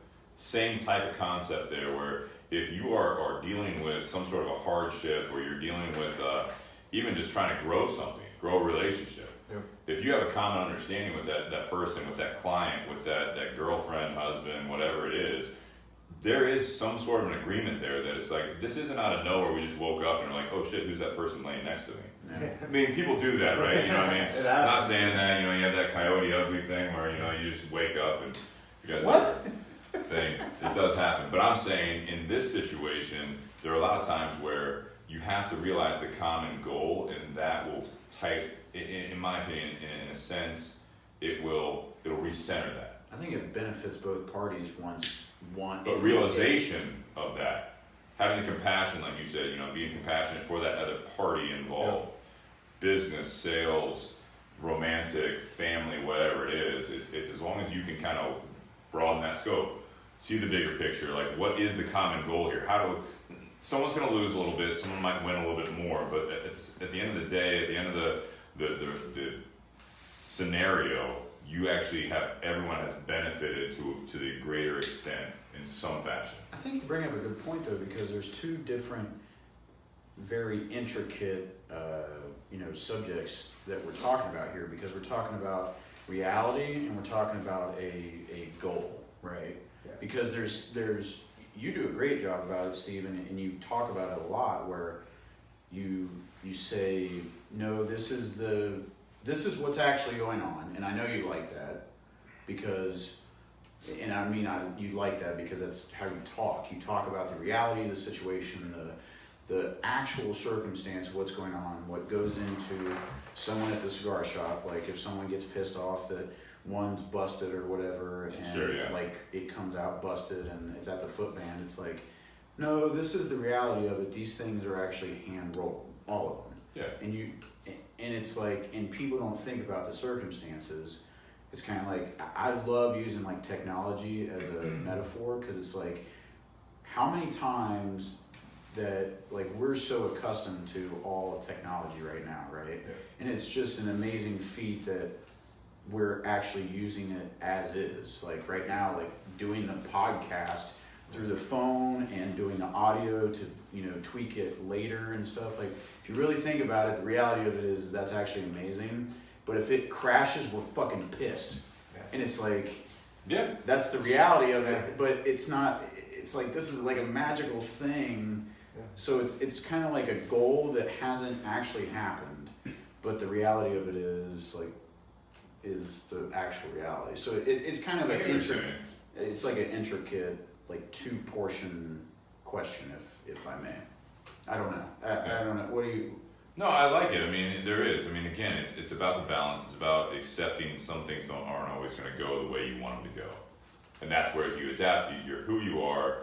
Like you always say, be a good person. But I mean, when it comes down to say the business or a relationship, it's about success. And that's what I think people a lot of times they strive for, whatever it is. If you're creating something new, or if you're in the middle of something, if you're to the point where you think you're at wit's end, there's a lot of times there's the reality of you're not going to save that business relationship. You're not going to save that personal relationship. You're not going to save that business. You know what I mean? You can your house. You know, something happened, you lost your job. You're going to have foreclosure on your house. Now you got to figure it out. Yep. You guys said that earlier. Figure it out. So I think again we're hitting on a lot of good parts of the topic, but today is not the end of the world as far as we know it. It's not your last day on this earth most of the time, right? So the majority of the time in your life, you're going to have an opportunity to hopefully see the bigger picture, and you have hurdles to overcome. You have successes to enjoy and all that stuff.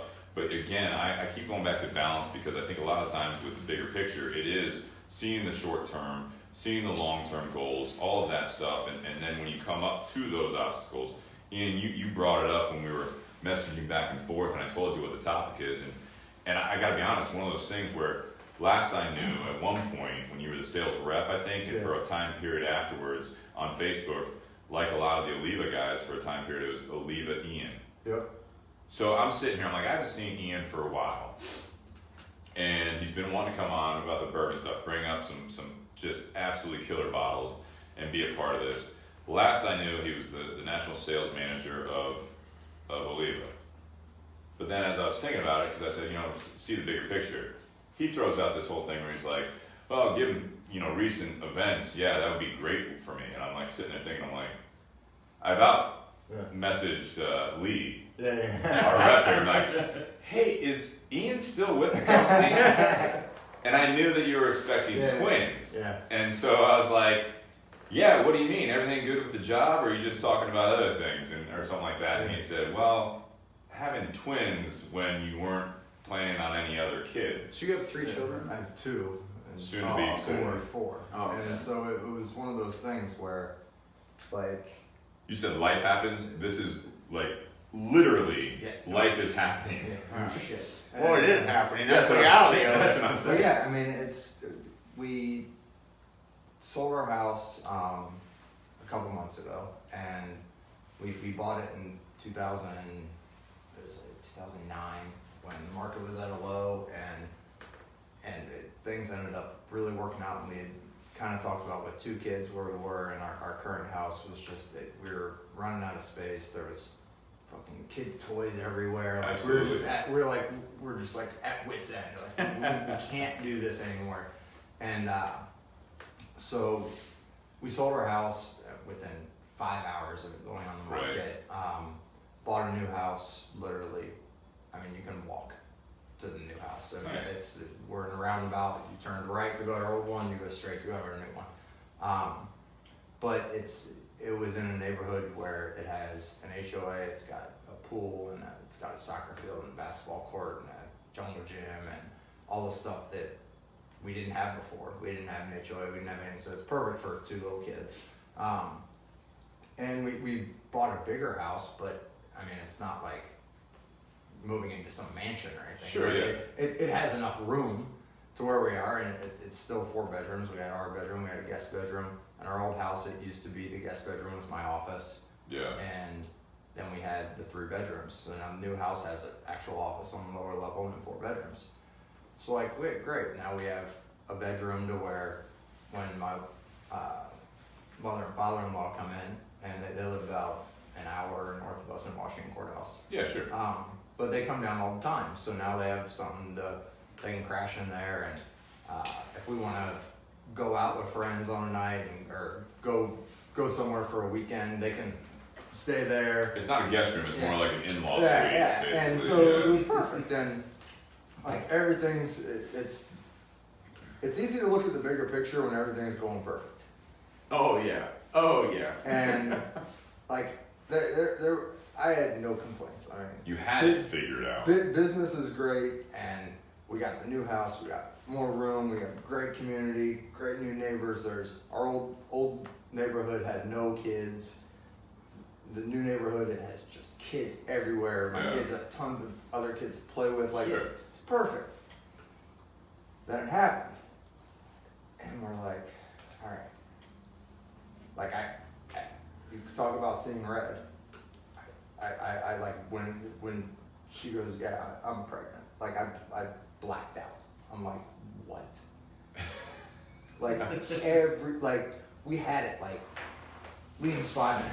Ella's 3. Like they're both at the age where they're playing with each other. They're sufficient. Like we can go on vacations and not have to worry about like naps and dealing with all this stuff. Like we were planning on doing all this stuff and taking them on trips and having and like planning out the next couple years and all this cool stuff we're gonna do. And we're like, whoa. We're like, now we're gonna have another baby. I'm like, all right, so. And see, you make it sound, and I'm just saying this because I'm not trying to bust your balls, but like you make it sound negative. At the time, that's what That's what you honestly looked at at the time that is the way. Like, That's no. the reality of it, though. It's like, what am I going to do? Here's the Yeah, reason. no, I get it. At the time, I was looking at it in a negative way because I was being selfish. Nate says by now you should know how that happens, by the way. You know I'm not going causes to get that. into details, but yeah, it was a fucked up situation. So. I feel. Wow. So. That escalated quickly. But so. The bigger picture, the day before I found out we were pregnant again, was that everything's going good. We can now like do all this cool shit, and we don't have to worry about stuff. And we have my dad who's 20 minutes away, my mom who's 40 minutes away, her parents which are an hour away, and like we have help everywhere to go. We have all those things we can do, and like. Survival now is not survival anymore. Now it's like life is gravy now, and now I'm like, now there's another kid on the way. Like that just fucked up my entire plan. Like, whoa, the nerve of this kid showing up. Yeah, exactly. And so, so like, and realistically, we're like, so then after a couple days, I'm like, all right, it is what it is. Like, we could be a lot worse off. Yeah. Like we have a great support system. We both have great jobs. We both work from home. I travel when I need to, and like another baby. I mean, we've had two. What's another at this point? Like my son will be 6, and my daughter will be 3.5. Like they'll be helping out. No big deal. So I came to grips with one. Then we go for the ultrasound, and. Like, no bullshit. The second they put the camera on, and she just like scanned over trying to look for the baby, I saw like boom boom, and I just looked like, and I didn't say anything. I can't wait for them to be old enough for you to tell these stories of like how they were a blessing, yet at that time they ruined your life. So I didn't say anything to my wife, and my wife's just kind of sitting there, and the lady's kind of scanning through, and my wife, she starts getting, she's like, is everything okay? And I looked at her, I'm like, oh yeah. And she was, what? And the lady goes, oh, you're having twins. And we both just started laughing. We're like, Of course we are. Yeah, why not? Why not? While we're at it. Yeah, might as well. And so we left there, and we're walking in the parking lot, and she goes, my wife goes, so what are you thinking? And this time I didn't see red. I didn't get mad. I was like, we'll make it work. Like Yeah. we did it before, we'll do it again. And it's not going to be easy. It's going to be an uphill battle. It's going to be tough. It's going to be expensive. But it's like... Yeah, might not do that vacation next year, by the way. No, it already got canceled. But it's one of those things where you can look at it and you can say my vacation's fucked up and I'm not gonna be able to buy more shit and I'm not gonna be able to have all this extra money. But at the same time, like, my 2 kids mean everything to me. It's like to be able to go and enjoy times with them and play baseball with my son and play Barbies with my daughter and all that stuff. So to be able to kind of do it over, and it's like my son now is, I mean, both my kids are giants. I mean, they're really big kids. I mean, my wife's 5'10", I'm 6'1", and I mean, you look at pictures in their class, I mean, they look like levels above other kids. Hold it back a year, then you're real good. Yeah, and so it's like watching those 2 kids grow and then being able to kind of do it again. Like, it's terrifying. Like, I'm not gonna sit here and lie to you and be like, everything's great. Like I'm looking, like, I gotta buy 4 car seats and double strollers and all this crazy stuff. Good news is your kids are bigger, so hopefully they'll grow out of the car seats. You know what I mean? But it's like looking at it, the first thing you kind of think of, and that is, all right, you need to provide. Like, you have to provide for your family. I'm here as the man of the house to make sure everything keeps going smoothly. Yeah. And you have to kind of put the bullshit aside when something like this happens and be like, all right, like, we gotta figure this shit out. What's the bullshit though? Like, when you say that, like the bullshit of being what's the word I'm looking for? Being more like self-centered, so to speak. It's more than just yourself at this point. Yeah, selfless. And yeah, absolutely. And it's not, and it wasn't self-centered in the fact of, I mean, I still had a wife and 2 kids to take care of, but now that those kids doubled, and now I have a whole nother batch, so to speak, to take care of, and so I quickly had to kind of realize, like, okay, well, this isn't about me and going on vacations and being comfortable, because it's not going to be comfortable. That'd be tight. It's going to be, how do you move the ball forward and look at the bigger picture of giving my next 2 kids a wonderful life, knowing they're loved and continuing to kind of progress, because I could have easily shut down and been like, life's over. Yeah. Like, what are we going to do? How are we going to do it? You cycle down into some like form of depression and and you know, now your job's not as good because all you're doing is that you already see where that money's going, all that stuff, you know what I mean? And even another situation, you get completely shut down, and I mean, it's a terrible thing to say, but some people do, is like you have an abortion. You know? No, of course. And at the low, you know, at the lowest level, at the way you think, you know, it's something like that. Yeah, and so there's a lot of different negative paths you can take, for sure. Absolutely, and so the first kind of pregnancy announcement, I flipped out. I'm like, oh shit, everything's great. The second one, when you find out it's 2, you're like, there's no time to not look forward. Like, constantly. You have no other option but to constantly be looking down the road and figuring out how you can do things and make things work, and you're not going to have all the answers. No. You're going to have to do it progressively. You're going to have to do it by the seat of your pants, but you're going to make it work. And that's kind of at the bigger picture, whether it comes to sales or to life, you have to look at it and make it work. Well, I see it's all intertwined too. I mean, that's Absolutely. What I'm saying. Like, so now you have a positive or a bigger picture mentality, right? Where it's a matter of like, now you go back into your job, which you already had a very driven and positive All the more motivation. So you're looking at it as motivation. Turn that from a shit, how am I going to do this, to shit, I'm going to kill this. Yeah. And I love that.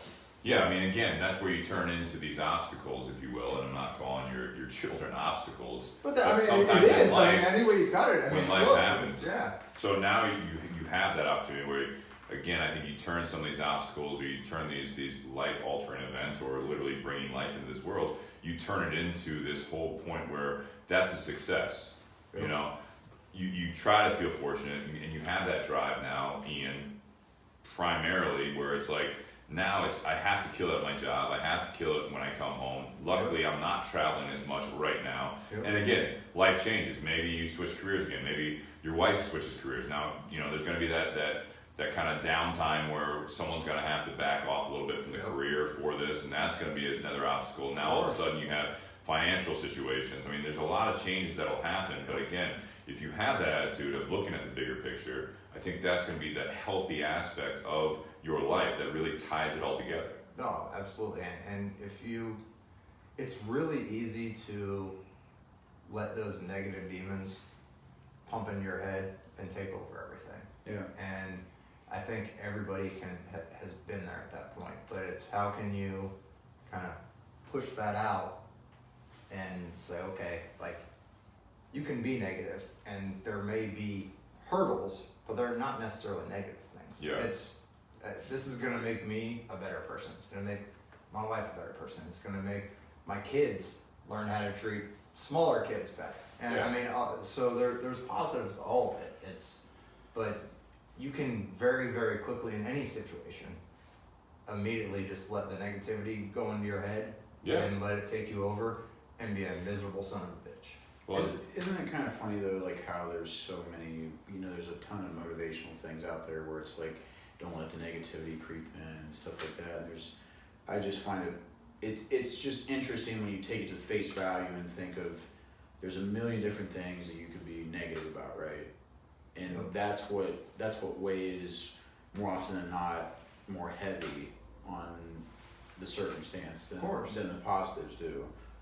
And I think, honestly, I envy the people that can take a truly negative situation and turn it into a positive like that. And there are people out there like that. Somebody that has one job and is living paycheck to paycheck, loses their job, and they have $500 in their bank account. Yeah. And you talk to them, they're like, hey, it happens. I'm gonna get another job. I'm gonna work it out, and because there's a lot of people who will be like, I'm fucked. What am I gonna do? Yeah. See, I'm kind of like in between there, and I'm one of those, because that happened to me just recently. So like, not the twins for everyone listening. No, we're talking about. I just didn't know. I mean, people might think you didn't share. It's making a joke. It's not okay. Well, no. So like that the job has recently happened to me, and it's like, I've been in the newer job, for our listeners know, for like a month or so, but it's like, even like the third paycheck in, I'm still recovering from being out of work for like 3 months. Oh, of course, yeah. So, or not 3 months, but pretty damn close. And when I think about it, it's like, it's just like today. It's, where Alicia and I are talking about money, and it's like, well, we gotta, and these are small issues, like, compared to like having kids, you know what I mean? It's like you're talking, but it's all relative. I mean, it's what's small to what you say is small to me may not be small to you, and that's, I mean, it's all relative on what your level, or not level, but scale of everything. Everything's scalable. From, it could be the guy who worked at McDonald's and loses his job, or it could be the person. He or she is having twins. Yeah, I mean, right. I mean, but it's everybody's experiences are all relative. I mean, people that have $50 million in the bank, I mean, they may take a huge loss on the market, But for another person, I'm like, I don't even fucking invest in the market. Who cares? Yeah. Like, oh, Dow's down. Yeah, I'm just trying to pay my bills. What adds into the circumstances, don't it? Yeah, absolutely. I mean, it's like living within like your means, and it's like me. You know, I'm thinking about groceries, and you're thinking about twins, and it's like where we are in the stages of life because I'm still thinking about groceries. Well, exactly. More formula. Well, you know, like on a personal note, more diapers. You know, so on a personal note, like I'm talking to Alicia about like what like getting groceries, and it's like it's kind of hard to do like groceries for me at the moment. And it's kind of like one of those things where you start thinking about, well, there's like student loans, there's car payment, there's rent, there's everything. And it's prioritize. It's like, babe, you're thinking about groceries, and I'm thinking about my bank account that's at a big fat, pretty close to zero, and it's like I'm still recovering from like my job thing. And it's like the circumstance of me and how I've gotten through it, and how I get through most things is, and when I say this, I assume that everyone does something about it, right? We've talked about and having a plan, right? We've talked a lot about there's like not everyone has a plan, by the way. Doing something, No, not at all. doing something, right? But for me, when there's problems presented, Steve fucking hates this when I say, well, it'll be okay. And then he asked me, like, how am I going to do it? And I said, I don't know yet. And it's not like, a plan. well, yeah, but see, the thing is... The same thing happened. I mean, same thing. I asked when all this all happened. I was like, how are we going to do this? For me, it My wife's happens like, simultaneously. It'll be okay. I'm like, I don't know if it will be.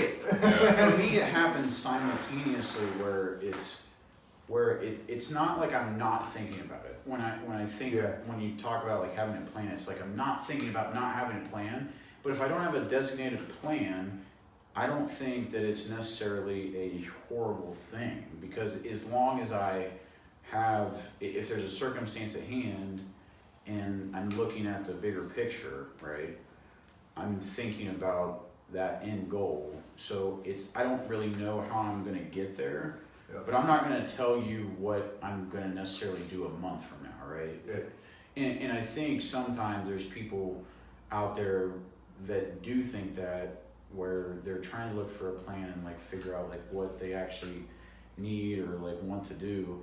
And sometimes, you're gonna hate this, Steve, but it's like I truly believe that as long as you keep working at what you're actually doing, like there's sometimes where people can't do much besides what they're actually doing at hand. Yeah.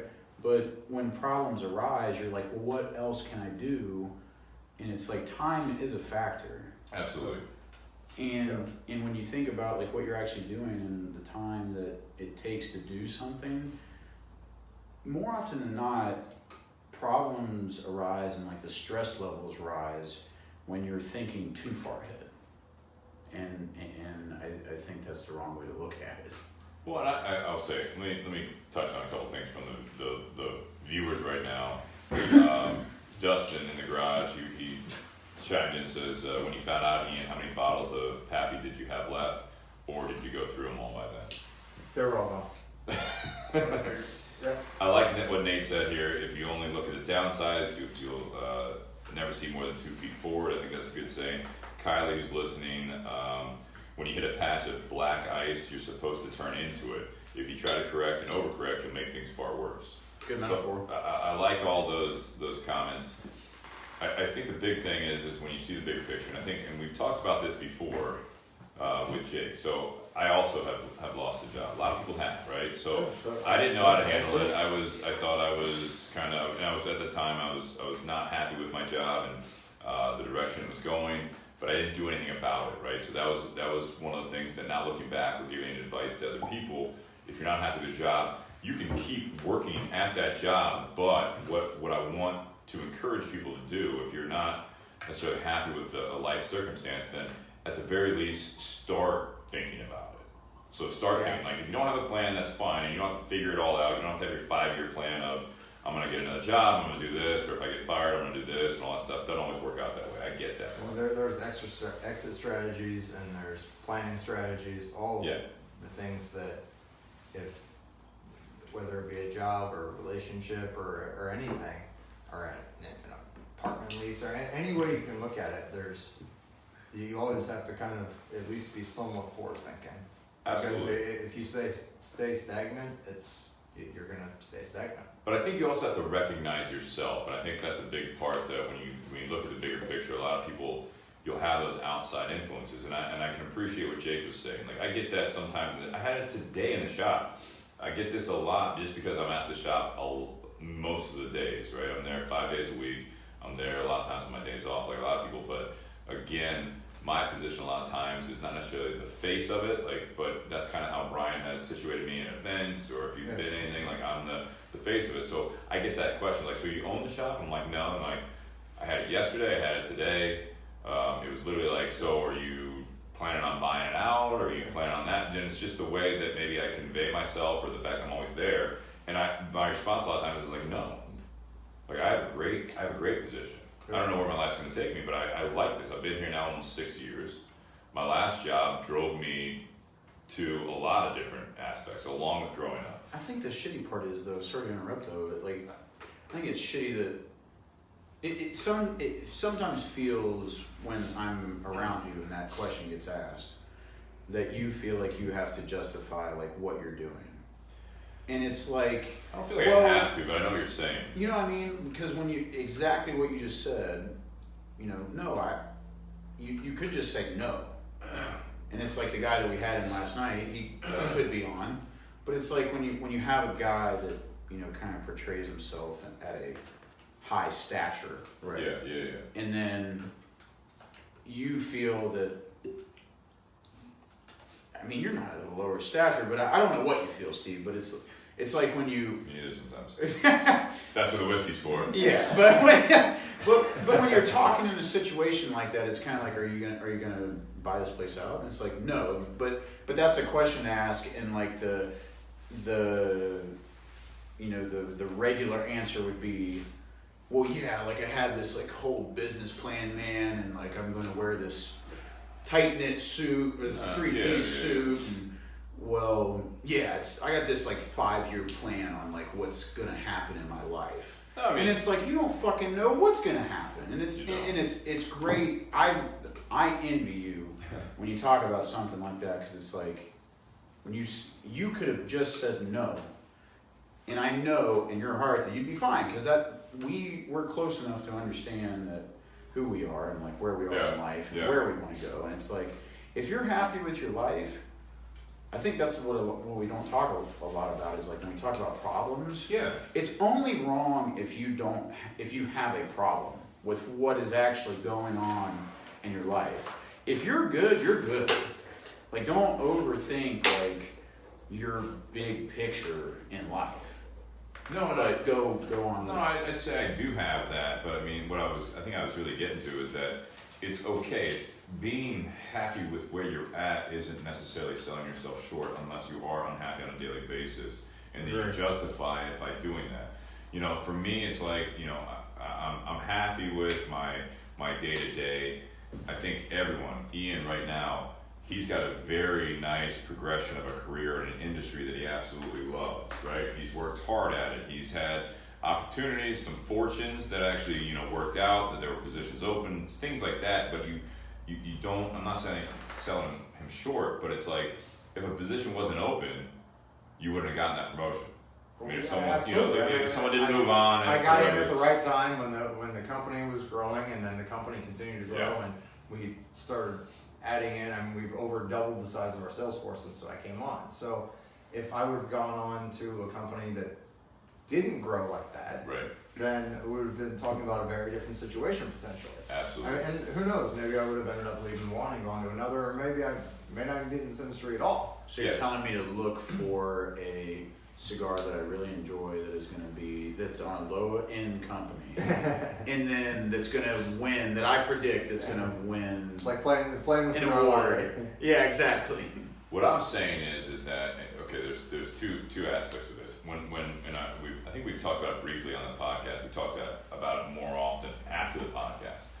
What my whole thing is when you were going through your situation with the company that you got hired in at, they jerked you around for a while. There was a possibility that wasn't going to happen, and that was one of those things where when you hear from someone, or if you have that attitude, like it's going to work out, the whole conversation a lot of times from my viewpoint was, when you look at, again, the bigger picture, you're seeing the bigger picture, it's kind of like what you just said, and what I was kind of envisioning. I'm happy it did work out, and I think you learned a lot from it, in a sense that it's not an age thing, it's not everything else. The same thing that I went through when I lost my job. I was applying to different things like Monster, I was looking at the logistics field, I was looking at all that stuff, and on the side, I had open conversations with Brian at Tinder Box. He had actually approached me earlier about, hey, what do you make now at this job? And he couldn't touch it, right? So I took a pay cut when I came on.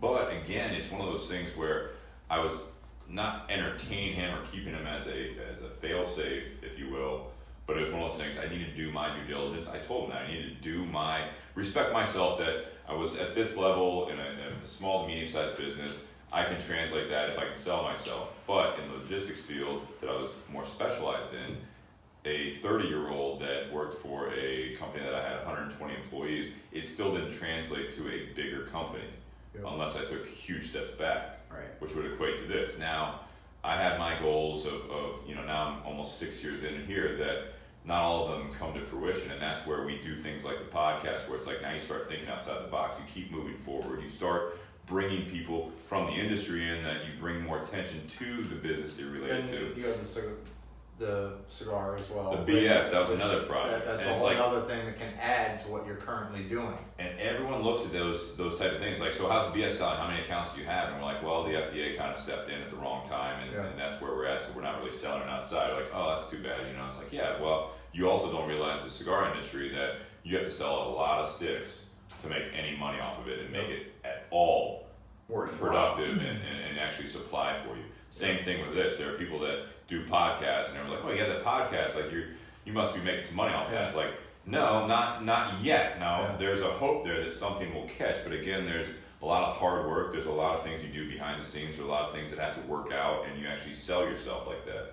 So my whole thing was, like I said, to finish the part with you, was if that job hadn't worked out, what I think as a friend and as a close person in your life, that was the whole thing. And when I was trying to show you the bigger picture, it's like, well, you just kind of spoke to what I was envisioning, and that's where I say I'm happy it worked out, but you are at the point where you're still recovering. If that job hadn't worked out, you put all your eggs in that basket, and I know you were looking elsewhere, but you weren't really pursuing as much.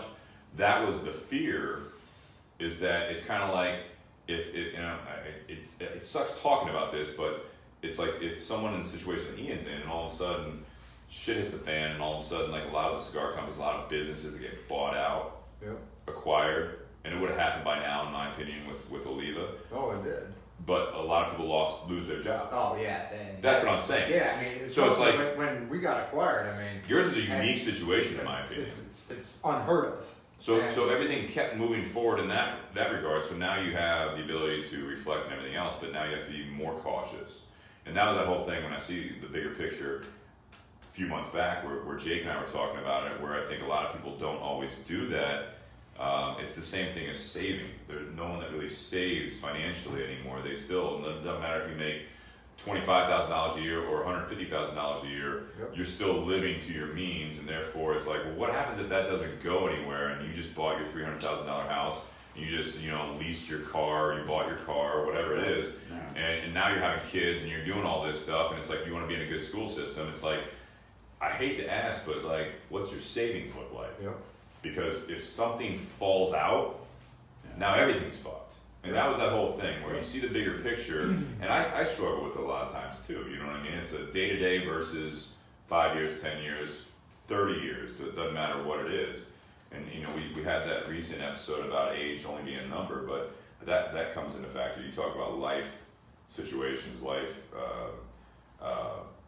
as far as stages go, where it's like you're talking about groceries and he's talking about kids. It's like, well, that's where I encourage a lot of listeners out there that if you are at that stage of worrying about groceries, adapt that as you move forward and things start working out again and you're building all that, so that say something else happens, you have a child unexpectedly, or you lose another job, or your significant other wants to say, hey, I have this real, like say Alicia, for your example, she's doing really well, and she comes to you and she says, to your point earlier, it's a good job, but I really want to do this. Yeah. And this, I really want to do this means 5 years of putting savings or not much of an income coming in to hopefully hit to this end goal. And then it's a matter of, again, that common goal, that common structure as far as your day-to-day life. The reality of the situation. Yeah. Well, when you say that, Steve, you know, that's what I like about like our podcast, and I hope you agree, and like you kind of hear us like going back and forth right now. Oh, absolutely. But it's like when Steve has his, you know, viewpoint, and then I have my viewpoint about the situation. When I'm talking, and just to explain myself, when I'm talking about the way that I think, where it's like as long as you're moving forward but not necessarily having a plan, I see the stipulations and the problems that can arise when I say that. Like when to our listeners as giving advice, because it's not drawn in the sand. It's not. I also know you don't show your cards. I don't, you know, I do to an extent, but I don't. But I think that we have an obligation to voice, you know, our opinions and give advice on certain ishes. Well, I think that's the whole thing. That's Whiskey Wednesday. That's the cigar shop. You talk about all aspects. Yeah, and where I see the value in what I do, in my opinions, is that I'm giving the voice to the person that, and we're kind of getting off topic, but when I give my opinion on something like the job or a circumstance comes to a head, right, and there's an issue, and you keep moving forward, and I say, well, you don't necessarily need a plan, but as long as you keep moving forward, like that's a generalized statement, I get that. But I feel like when I say that, I'm giving a voice to someone that is overthinking a situation. Because a lot of times there's people out there that they, in actual reality, you talk about reality, they have everything settled. They're saving well. Their kids are going through, you know, elementary school, middle school. They don't plan on having Everything's kids. settled till it's not. Exactly. You're a prime example of that. That's a good point. But unless otherwise, I think there's a lot of people out there that overthink things, and I'm one of those people. So when I'm thinking about a situation, there was a long time ago when I was really young where I was thinking like 10 years ahead. Yeah. And even in high school I was thinking 10 years ahead, you know. You had it all figured out. I thought I did, you know. Exactly, But we're all like that. Absolutely. You're 38 now, and it's like, yeah. you know, you think you're... Oh, I don't. That's part of age that you figure out that you don't have figured out. But it's still... Doesn't matter what age it is, but you'll figure it out at some point. Anyways, what I'm trying to say is I'm giving, I feel like I'm giving the voice to the people that overthink, and the people that don't have problems. I feel like sometimes when we talk about all this shit, we introduce problems and people just start thinking of shit. And it's like, you don't have to think about that right now. No, and look, I mean, like my wife, you talk to my wife or my family or anything, like, I'm a planner. Like, I plan everything. Like, I live off of my phone calendar, whether it's work or whether it's scheduling events with family, scheduling a Scotch club. I mean, my buddies with Scotch club. I mean, they don't travel. So they're like, oh well, we're gonna do a Scotch club, and they immediately say, Ian, what's your schedule like? I'm like, well, I got one Saturday in the next 3 months. Yeah. I mean, really, I mean that's if it's not in your calendar, it doesn't exist. It doesn't exist, and so I have some of my family who they're a lot more like, hey, you want to get together tomorrow? I'm like, what? like tomorrow? Like, talk to me 3 months ago. Exactly. And my wife used to always beat me up about it, and she'd be like, oh, well, and the same thing before we started having kids. And she's like, oh, well, you're always focused on, you need to have X amount of money in the bank, we need to be here, and be in this step and this process, and blah, blah, blah. And granted, there have been times where she's been like, hey, you were right. Yeah, like, thank God.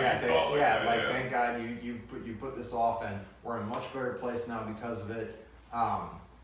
But at the same time, something I've learned since having kids and now having more kids is that you can't plan everything.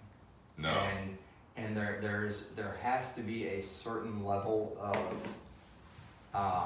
openness and compatibility to deal with other, especially with family and with friends, and like there are times where I don't have anything planned on a Friday, and a family member will be like, "Hey, you want to get together?" And I was looking forward to not having anything on a Friday. Oh, I know. That's a great point. And I'm like, but at the same time, like, I also haven't seen them in 3 months. Yeah. And they're making an effort, and I haven't made an effort because I'm so busy planning everything that I haven't even seen them. It's and they live 30 minutes away. It's about having that obligation, and right? Exactly. And so I'm like, part of me is like, like, when am I gonna go do something? Everyone feels like that. But at the same time, I've had, it's been a big hurdle for me personally to like go and do something, even though I don't have it planned, and just kind of open up to that, because if I thought life was structured now, come April, You're fucked. there is no structure, and so it's really a matter of having more of an openness. You can have an ultimate goal, you can have a plan, you can have, but I've learned over the past year or so, and especially over the past couple of months, that like you have to be a little more open on the fly. You have to be able to adapt. Yeah, and instead of saying sticking to my guns, be like, nope, I'm good. I have a whole Netflix series to watch tomorrow. I am not coming to the family barbecue. And the same thing, like my in-laws are taking my kids this weekend, and my wife and I are going to dinner Friday, and we got a whole weekend together. Yeah. And she's like, should we call some friends and get together on Saturday night? I'm like, why? And I'm like, the kids are going. And she's like, well, we haven't seen anybody in a while. It's a pain in the ass trying to get. Usually we get together with people. We got to coordinate our kids, their kids, bedtimes, naps, and this and that. And it's like you're constantly have 30 balls in the air in 2 hands. Yeah, she sees some skylight there. Yeah, and I'm like, yeah. You and Alicia would get along a lot. But I'm like, you know what? I was like, we need to get together. I was like, having kids, and now that you're pregnant and you're gonna become less and less desirable to like go out. Like she's just gonna be like, I'm tired. I'm carrying 2 kids. Like there's only so much I can go and like go out downtown and do all that. You're worn out, yeah. And I'm like, yeah. And I was like, let's call some friends and let's get together and let's do something.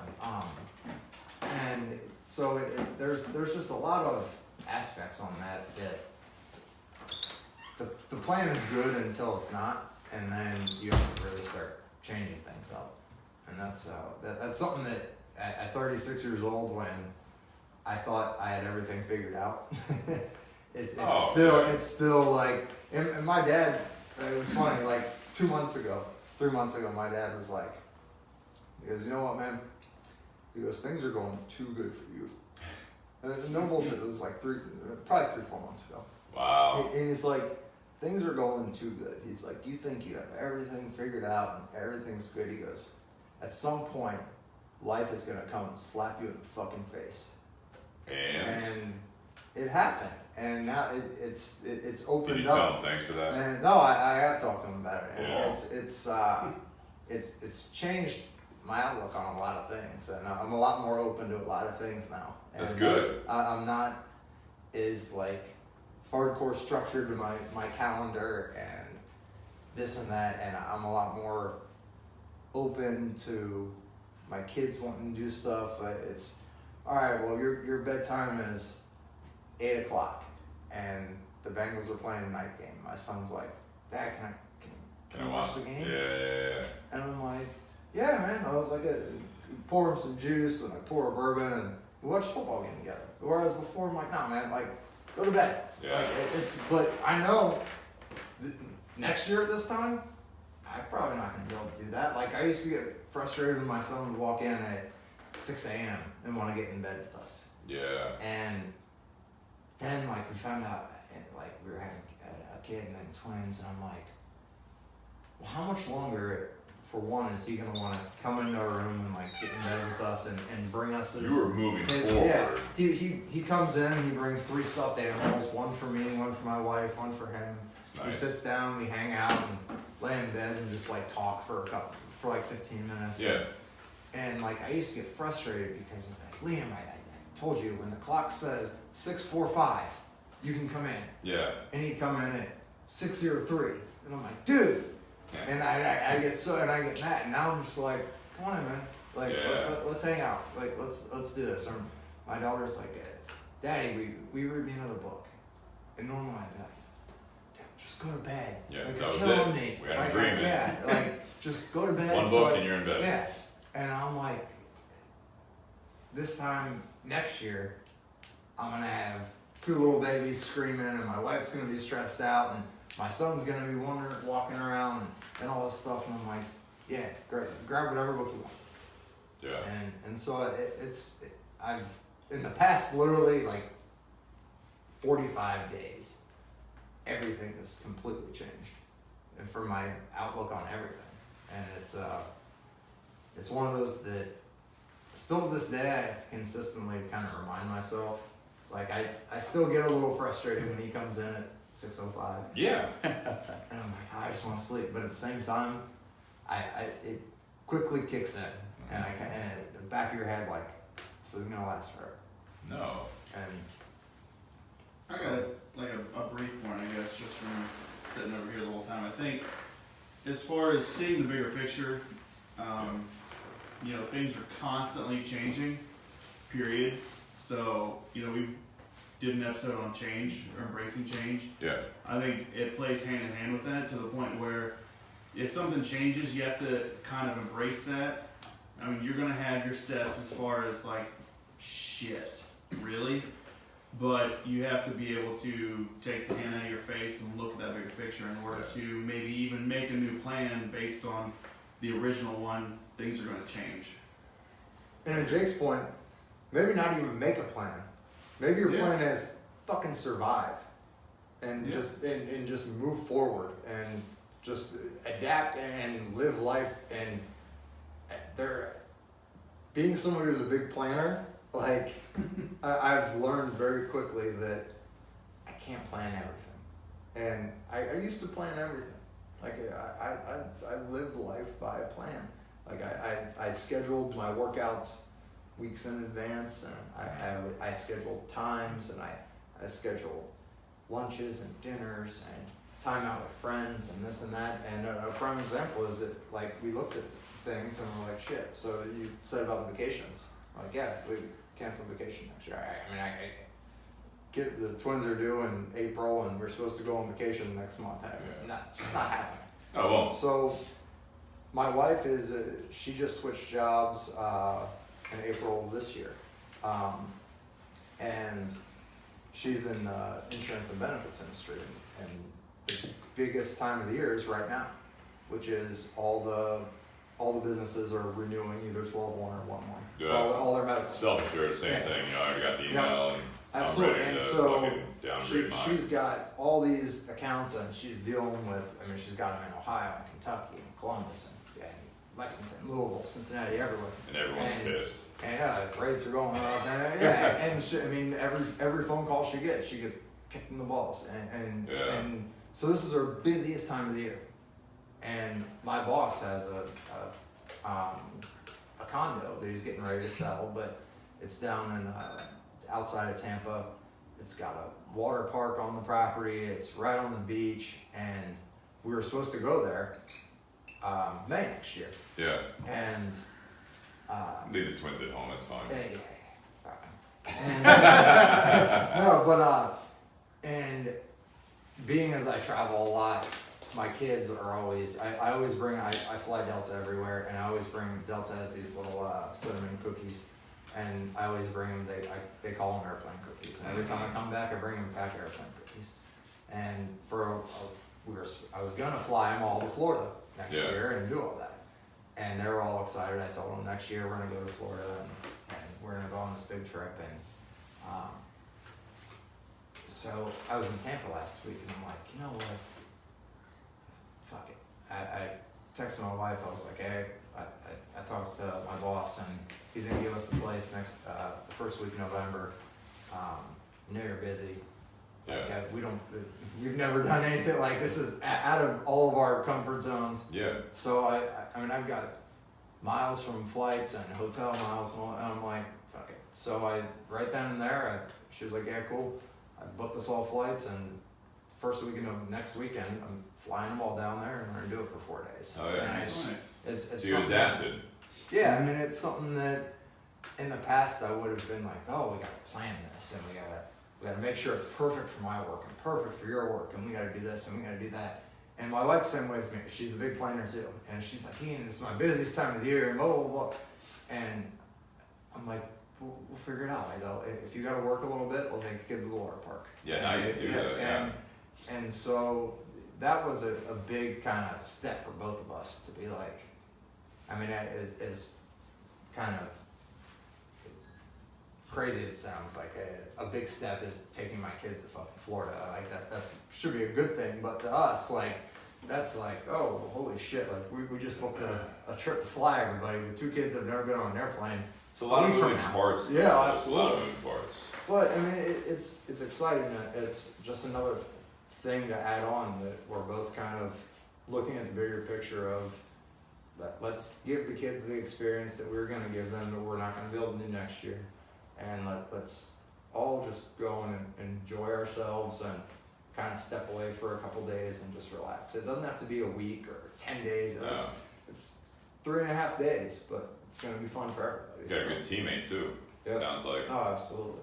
I think moving into our closing remarks, and I've loved we've loved your stories listening to Ian, so we appreciate you like sharing the personal aspect of it.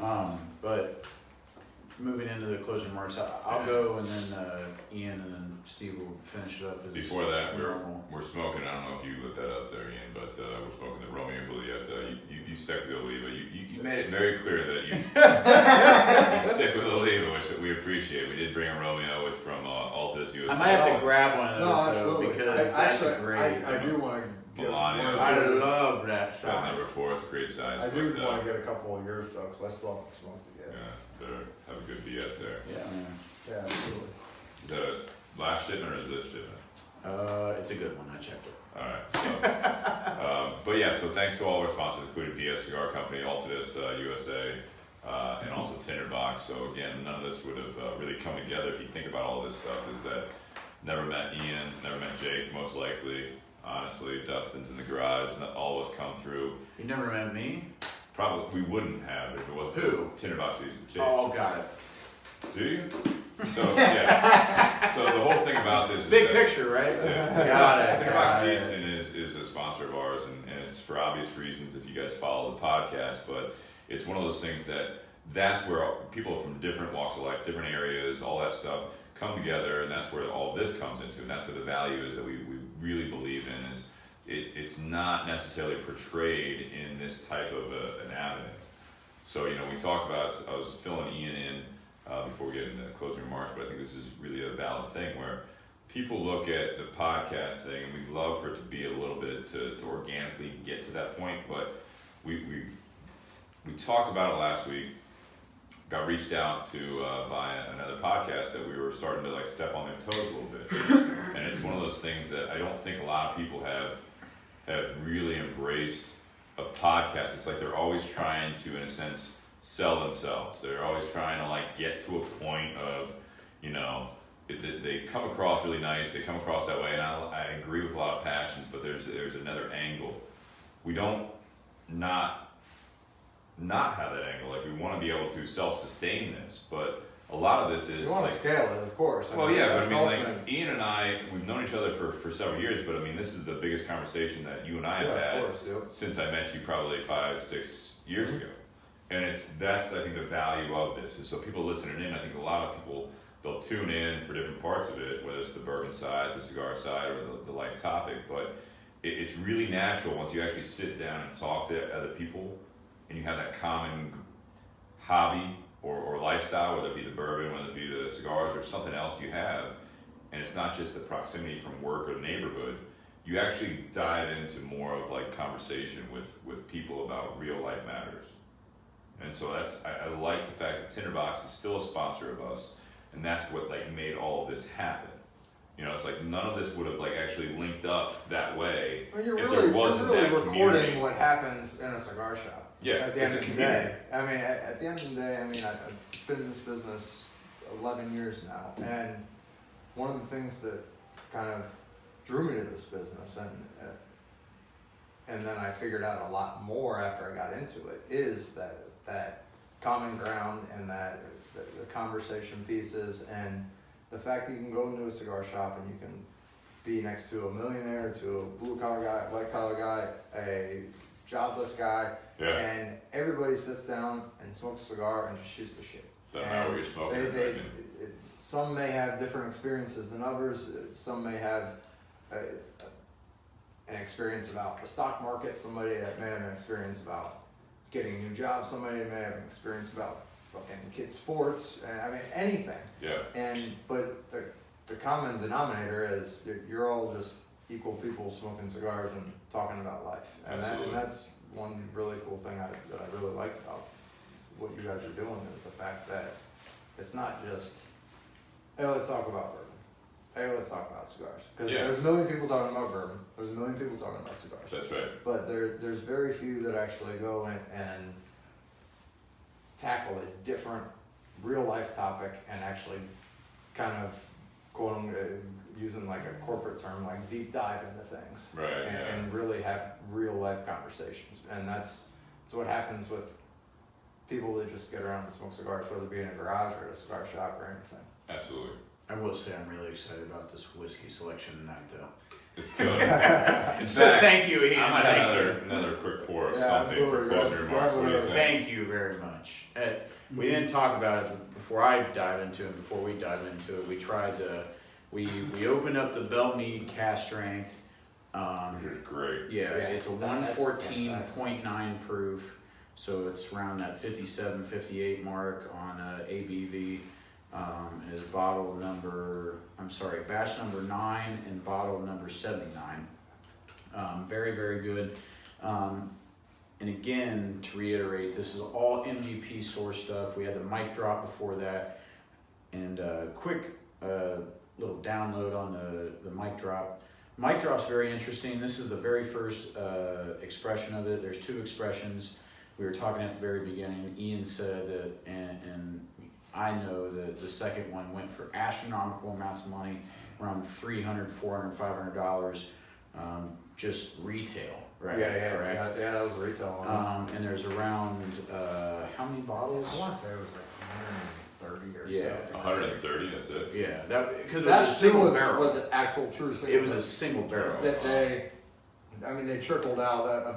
These guys are out of New York, so Yeah. a vast majority of the quote unquote distribution came from New York retailers. And The first mic drop expression, though, however, is it's a small batch per Yeah. se. There's a bunch of different bottles, and it'll tell you on the back here. I believe yeah, it goes there's through a bunch of yeah bottles. there's the following foolproof single cast. There's 1 through 16 that were distilled in 09, and then there was another 1 through 8 that were distilled in 09. So there's a definitely big abundance. There's 24 barrels within this Wow. batch. Wow. So there was definitely a lot of, I believe it was around roughly 1,200 bottles per se on this That I don't know. Yeah, I mean, it's, batch. But what I love about it is we talk about like MGP and how a lot of these bottles don't really say like where it was from. I noticed that. Mic drop, however, they disclose They break it down, everything, yeah. very transparent. including the mash bill up on the front. too. Yes. I mean, it's- Very transparent. Mash bill is I like that though. 75% absolutely. corn, 21% rye, 4% barley malt, and it says 8-year-old. So all these barrels were 8-year-old barrel proof. They were distilled in 2009, bottled in 2017, and it says distilled in Indiana by MGP, which is pretty crazy. but very good nonetheless. I think mic drop, if I could, Yeah. is the great last pour for the closing remarks. Yeah. Yeah. Based on name alone. And I'm gonna say out of the abundance, I'm gonna go honestly right now. Sorry, close that up. Even besides, Yeah, I got it. Yeah. Mic drop also has the most obnoxious top, but there is a I got some pliers for you. there's a weird thing going on for me between the OKI 12 and the Boone County, to be honest, as my favorite bottles of the evening. Yeah. You know, the Bald Monk has something there, and the Mic Drop has something there, and the Bell Mead. I think the Bell Mead was a little hot. yeah, it was. But after time, I bet like in 6 months, if you keep that open and like don't take Yeah. a sip out of it, it's gonna be amazing. Look, I always go with the hot ones, you know what I mean? That's great, like nightcap. So that's why before I went back to this mic drop, it's like that. I don't mind that after I've sampled the other ones. Like that's not one I'd start with, but that's one of the ones that it's like towards the end of the night, it's kind of like you want to like we go back to that whole like you want the higher proof, Yep. you want a little bit, you want to feel it almost. Yeah. All right, this is my nightcap. Now I'm going to bed. Yeah. I mean, after all this, you're not gonna pour Peoria. No, I mean It's gonna be like drinking water. Oh, I definitely. maybe. Yeah. Maybe. I'm going to go against the grain and say my favorite of the evening is the OKI 12, to be honest. So, out of our abundance. I'll But say if we're out there before you do that closing remark, I like the Bald Monk just because I feel like I'd be very unpopular for a lot of like bourbon enthusiasts, but it actually reminded me, that finish reminded me of a lot of like a rye type of finish. Yeah, the finish on Bald Monk is one of the like longest like lingering finishes, and the thing with the Monk is if you drink it not having a cigar Yeah. and having just say, okay, you're gonna sit out in this garage and you're gonna pour that with no cigar, nothing, and just taste everything without any interference. Yeah. Like the finish on that one, it to me it just lingers just for days. I like that. And so, but as far as I thought it tasted a little young to me. With I got that drinking- young aspect out of it. It's fair. with drinking and smoking, this is the first time I've had a cigar with the Bald Monk, and it would not be my choice to drink with a cigar. Really. With a cigar, it's to me, it's tough between the OKI, the Boone County, and the Mic Drop. I probably go the OKI as far as with the smoking the Melanios with the Yeah. kind of lower proof and having to be a little more tamed. I think that as far as pairing wise goes for the evening, that one really stuck out. Well, it's funny you say that because I look at it a different way. Like, and I love the Melanio, but when I was drinking the Bald Monk and smoking the Melanio didn't taste right. That's what I'm saying. That's what I'm No, saying. no, but that's what we've talked about. Are When you you still talk about- like, yeah, When you talk about pairings, a lot of times it's a matter of like, do they really go well together, or do they not? Yeah. Like, do they stand out against each other? I was enjoying like the sips of the Bald Monk between the puffs of the Oh, Melanio. I see what you're saying. Now, after that, we moved on, and I actually thought they paired, air quotes, better together, Yeah, but that stood out. yeah. And I bet you, off the gut reaction, if we were smoking a Melanio and we brought out like a E.H. Taylor rye or like a Willet rye, whether it be a 3 or 4 year, we talked about it earlier, I don't know if I would have liked the Melanio with those either. Yeah. But, close remarks. All right, No, well, next time I'll just bring 8 ryes. It's been a long night. It's interesting. This has been an awesome podcast. I think when we talk about seeing the bigger picture, for me, it's understanding your circumstance, where you are in life, and I think a lot of times on this podcast we talk about like how to fix problems, and I don't think that's necessarily the right way to go about it, because even though we do, a lot of us all have problems and we have negatives in our life, but when people get hot-headed, such as myself, about certain things that's in their face, it's very, very important to understand what's going on as the bigger picture, and and it's important to understand what is actually in front of your face as well. So that's when I talk about the circumstance. And I think when something comes to a head and you're thinking about the circumstance, you're able to understand something that's bigger than yourself. I look at it as almost a buffer. For the people that are very airheaded, they see red, they have a rage aspect to them in some extent. I speak to those kind of people and ask of them to, before they get pissed off, and even if they are pissed off, to not speak upon that at the initial response to whatever the problem is. And when you look at the circumstance and you're understanding your surroundings, you're trying to figure out, you know, what your end goal is, because we do forget about our end goal a lot of the times.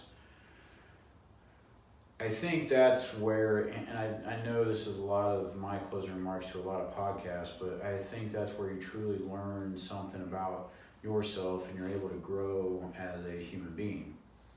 And when you're able to do that, I think that's something that you can't really put a price tag on. And we've talked a lot about relationships, sales, or jobs, or families, any aspect that we can contribute to a negative connotation, or to having a problem in life, or to us seeing no end, right? Because sometimes happen, you know, circumstances happen and we don't see an end to it. I think it's important to realize that there will be an end to it, and more often than not, the reason why we see something as face value, as a negative, it is for a reason, and it is to protect ourselves. We are human. There's an impulse in us as humans to protect ourselves. Sure. So I don't think it's always a problem to see a negative as a negative.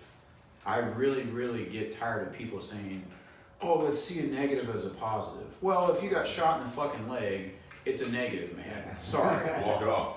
Well, Rub some dirt on it. You know. it's still a negative, man. You might lose the leg. You might have hit an artery. You still got shot. That's not Yeah, a you positive. still got shot. It's not a fucking positive. You learn a ton from your circumstances and your experiences, and I really, really get tired of sugarcoating what's actually happening in life, and that's where Steve and I actually agreed on something. Wink. Where it's like the reality of the situation. But I guess what I'll end it as is, if you have a problem, understand the circumstance, understand the other people involved, because more often than not, they're always involved. Understand their circumstances. So you have like two parties involved, you have two different circumstances, and then you understand and have faith to move forward. And as long as you move forward towards a bigger picture and understand that not always things are going to be figured out, and not always things are going to go right, because people do always think that their plan is going to be the right plan. They think it's going to work out, and it's not. 100% of the time it's not.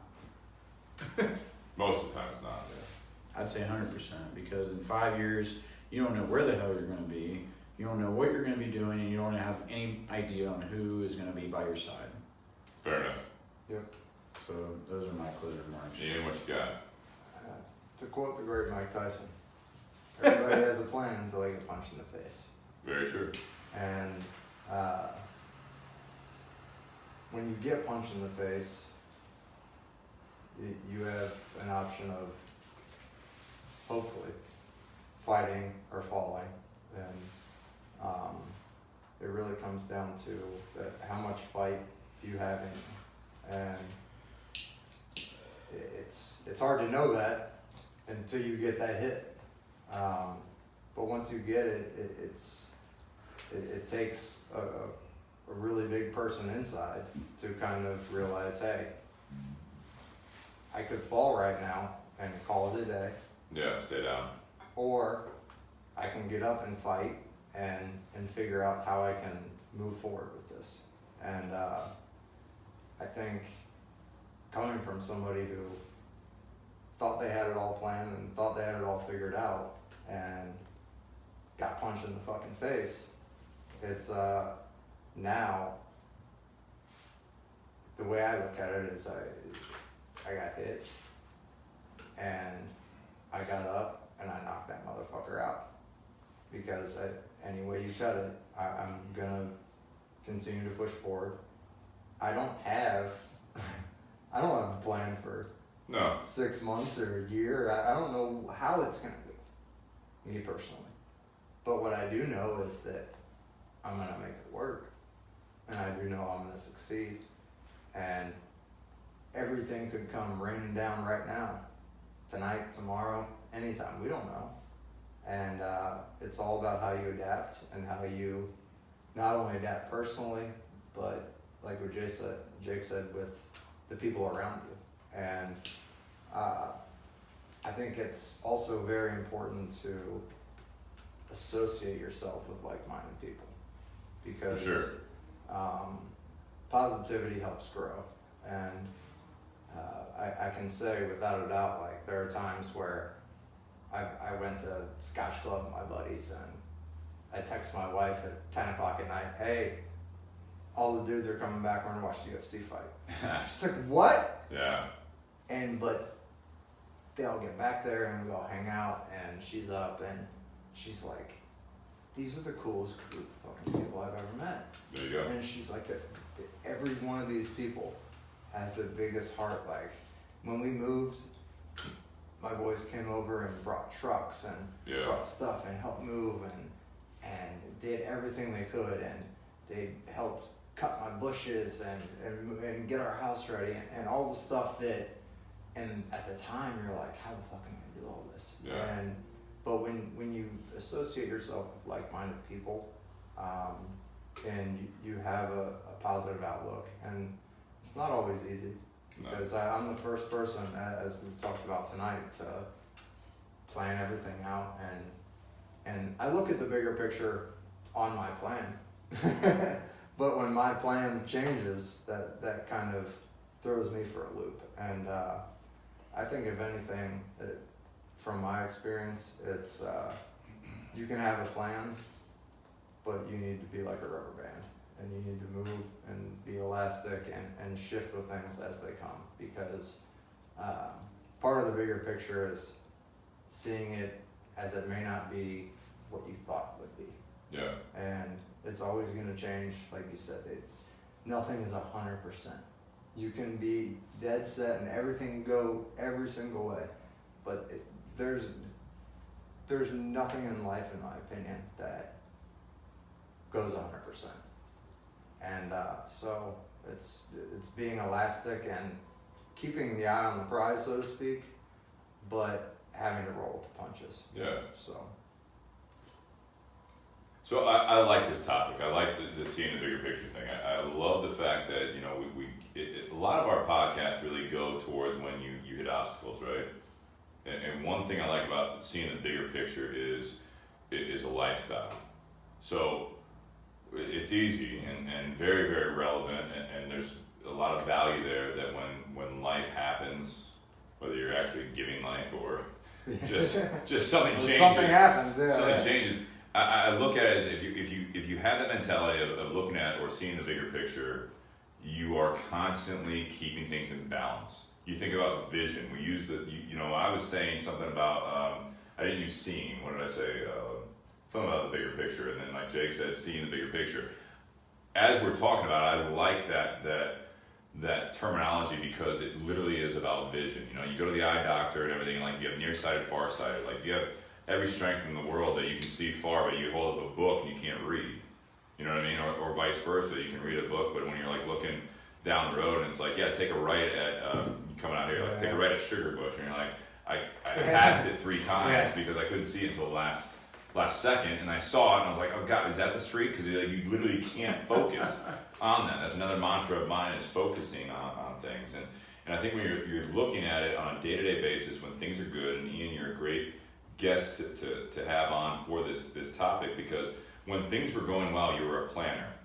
You know what I mean? You had everything planned out, and you had your first of all, you got married. You met a girl. Yep. you had your shit figured out more or less for the time period, like we all do, right? And I'm going to use you as an example. Then you meet a girl and you're like, well, I wasn't prepared to fall that far in love. Like, goddamn, like I didn't see that coming. All of a sudden you fall in love, you get married, and now all of a sudden you have a kid. You're like, well, I wasn't, okay, that was kind of part of the plan, but it wasn't like now because I'm going through a, whatever, job transition, whatever. There's always moving parts going on. Yep. And it's a matter of, we talk about balance a lot of times, and that's where I look at seeing the bigger picture a lot of times is you live when things are going well. We talk about that a lot on the podcast, and I do especially. But when things are going well, you continue to see the bigger picture. Because when you're talking about being elastic, and Jake, to your points too, is nothing happens 100% of the time, you know what I mean, as far as plans go. Yeah. But there might be little plans, little goals that happen that you were literally planning on. Like to your point earlier, we were talking about it, and I bring it up. This new job, that was what you were focusing on. And me as an outsider, I'm like, yeah, but what if it doesn't? And it you know, you live your life. What if you get a different new job? Right, but it did work out, and that's when one of those circumstances are. It's not 100% of the time, but that one thing that you're really focusing on, you're really pulling for, and you're all that stuff. Don't give up on it. And just to Jake's point, and contrary to my point when we're talking about it, it's not just like just put one egg in that basket. You can put more than one egg in that basket. My whole thing is don't put all of them in there, but it's like if you want to put 9 out of 10 eggs in that basket, at least have one egg out there, you know what I mean? Because again, to your point, it's 100% of the time it's not going to work. You know what I mean? So when things are going well and you're looking at it and you really want to look at that big picture, that prepares you for when things don't go right. I'm a walking contradiction, man. No, you bring up a lot of valid points. And so I'm like way off here. So I'm listening. Like, one of the things I love about this podcast, and like the bourbon side especially, I listen to it. You know what I mean? I can't contribute as much because I'm not as educated or not as far down that road and have that knowledge base. But when it comes to it, when we're having this conversation, I look at the comments a lot of times. I like listening to what people have to say. So like with Ian being the guest here, you know, he talks about how he's completely changed, if I'm not mistaken, that's how you said. But when I look at a person like Ian, where he had things figured out, he was a planner and all that stuff, where yes, you have to adapt, but when you look at the bigger picture, one of the biggest things is when you're looking at like successes and failures as you move forward up into that point, doesn't matter what the age is, because everything, like we talk about life stages and everything else, I love the fact that when you do that, you're still a planner. Now, all of a sudden, your team got bigger. Yeah. You have a teammate, whether it be You're in work. still planning, you're just planning a little more loosely. Yeah, whether it's work or personal life or whatever, the big thing is that if the team grows, now again, you have more moving parts. Yeah. So you take your successes and failures from the past.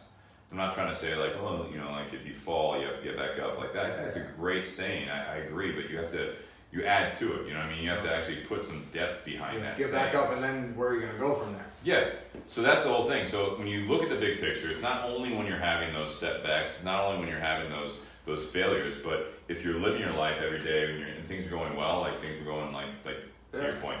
And I love the fact that you're open about a lot of this stuff. It's like there are a lot of people that would not get on a podcast, on TV, on shit, walk into just a bunch of like strangers and be like, so I'm having twins, like I'm fucked. Yeah. You know what I mean? Like, but it's like that's the reality of life, you know. Jake, you talk about reality a lot. You get that, you know. I talk about reality. What do you mean? No, you brought up reality a lot. That terminology. I brought it up just because I know that's your thing. No, I mean, but I think it's very, very valid because when everything's going well and you have an unexpected pregnancy, whether it's the first, third, fourth, whatever it is, you know, you have twins and you're expecting one. And you're like, oh, I already got money set aside for a stroller.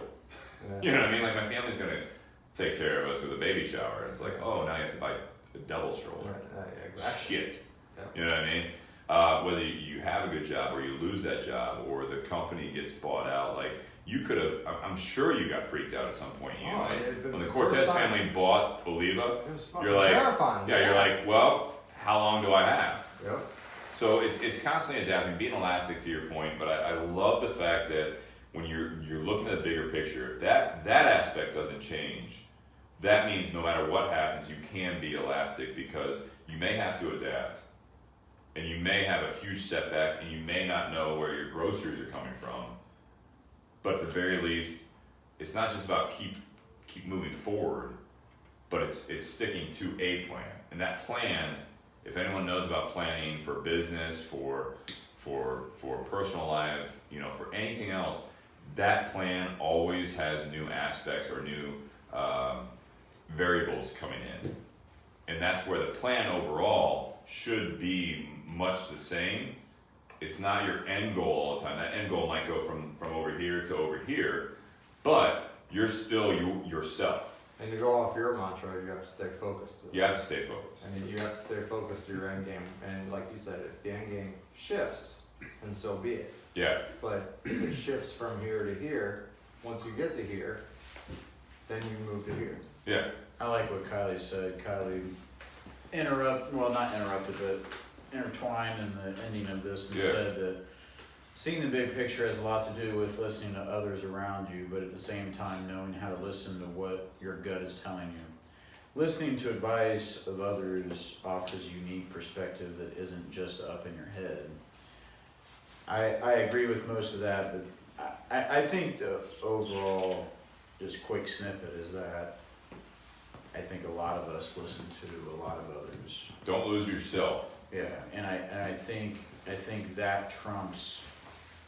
I think a lot of times the advice from others trumps like what our gut is telling us, and I think that's wrong.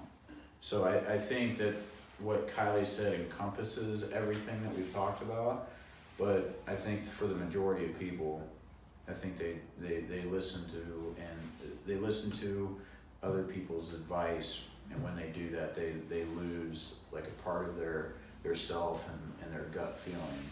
And I think that's I'm the exact opposite though, because if it were up to me, I listen to me. Yeah, you're right. And I think I know more about my situation than anybody else. Well, until I started listening to other people. And I think it's part of that is important to listen to the right people. Like it's important to have follow like-minded people, exactly. or surround yourself with like-minded people. It's important to have a close group of friends and a close group of family that you feel have your best interests. Yeah. There's plenty of people out there. I can call 100 different people through my phone book, and they'll all give me advice. Absolutely. But there's probably 5 that I actually listen to. That's the hardest part, for sure. Yep.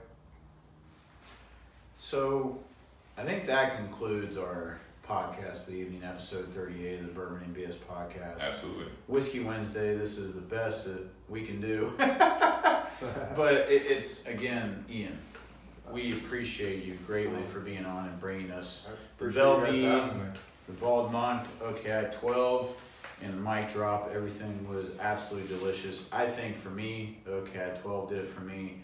Steve says, what? I just like I like the Bald Monk on its own, I guess, is my big thing. And like I said, when we talk about perfect pairings, just like everything else, when you look at balance, a lot of times, balance and perfect pairings, and I'm going full metaphor here. Oh, I can tell. It's not always perfectly complementing it. Yeah. There are times that things pull you to one side or the other based on life. Full metaphor, there's a point in your family life, your personal life, that will take precedence over the other aspect that's being involved in that balance. So balance is not always keeping it at the same level. It's what's important and what you're taking something out of. Yeah. Mine's okay at 12. Bald Monk. What? Yeah, I mean, I'm torn between the OK and the mic drop. Yeah, as far as. What do you think, Dustin? You're in this. Well, I haven't had the Bell Mead yet, so that'll be a later comment. Before that, the Bald Monk was pretty delicious. I think it didn't necessarily not pair well with the Melanio, but I think it was kind of one of those where we had the Bookers on. They were both great in their own aspect, but they didn't quite complement each other. The OKI was fantastic. I think it paired well with the Melanio much better. Yeah. The mic drop I think was absolutely delicious. First time I ever had that. But I think if I were to pick just the whiskey, the Bold Monk was probably my choice.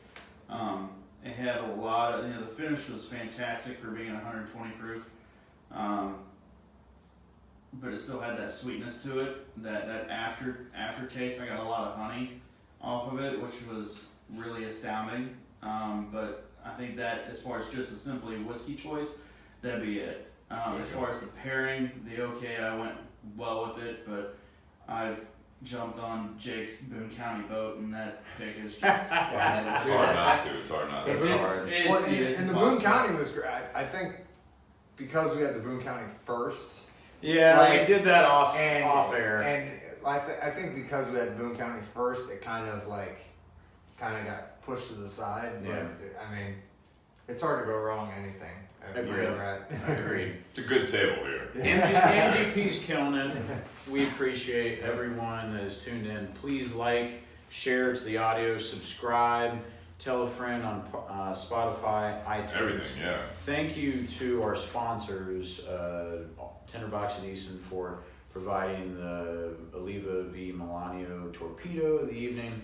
And thank you, Ian, for being on as the national sales rep for Oliva Cigar Company.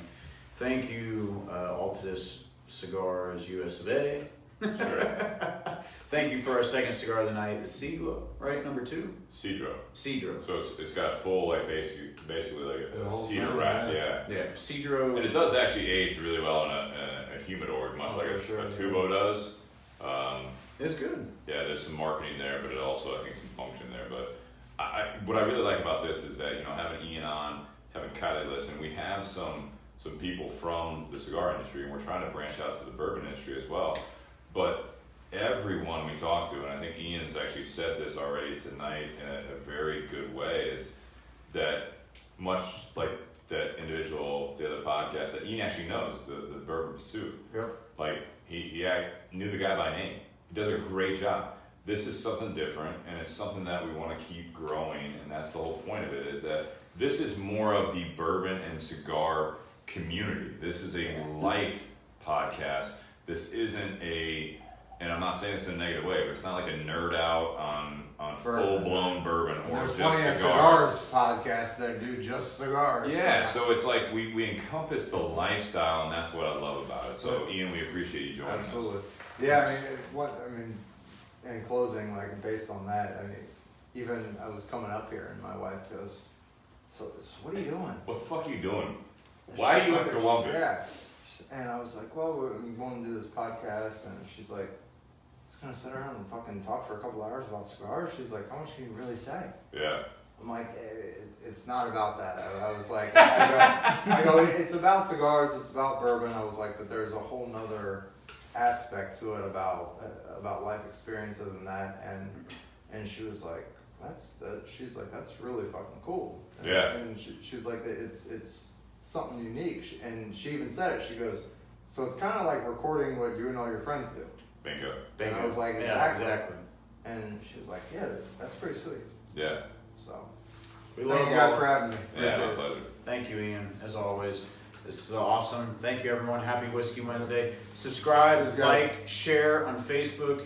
Follow us. We really appreciate everyone. Happy Whiskey Wednesday, episode 38. Cheers. Cheers.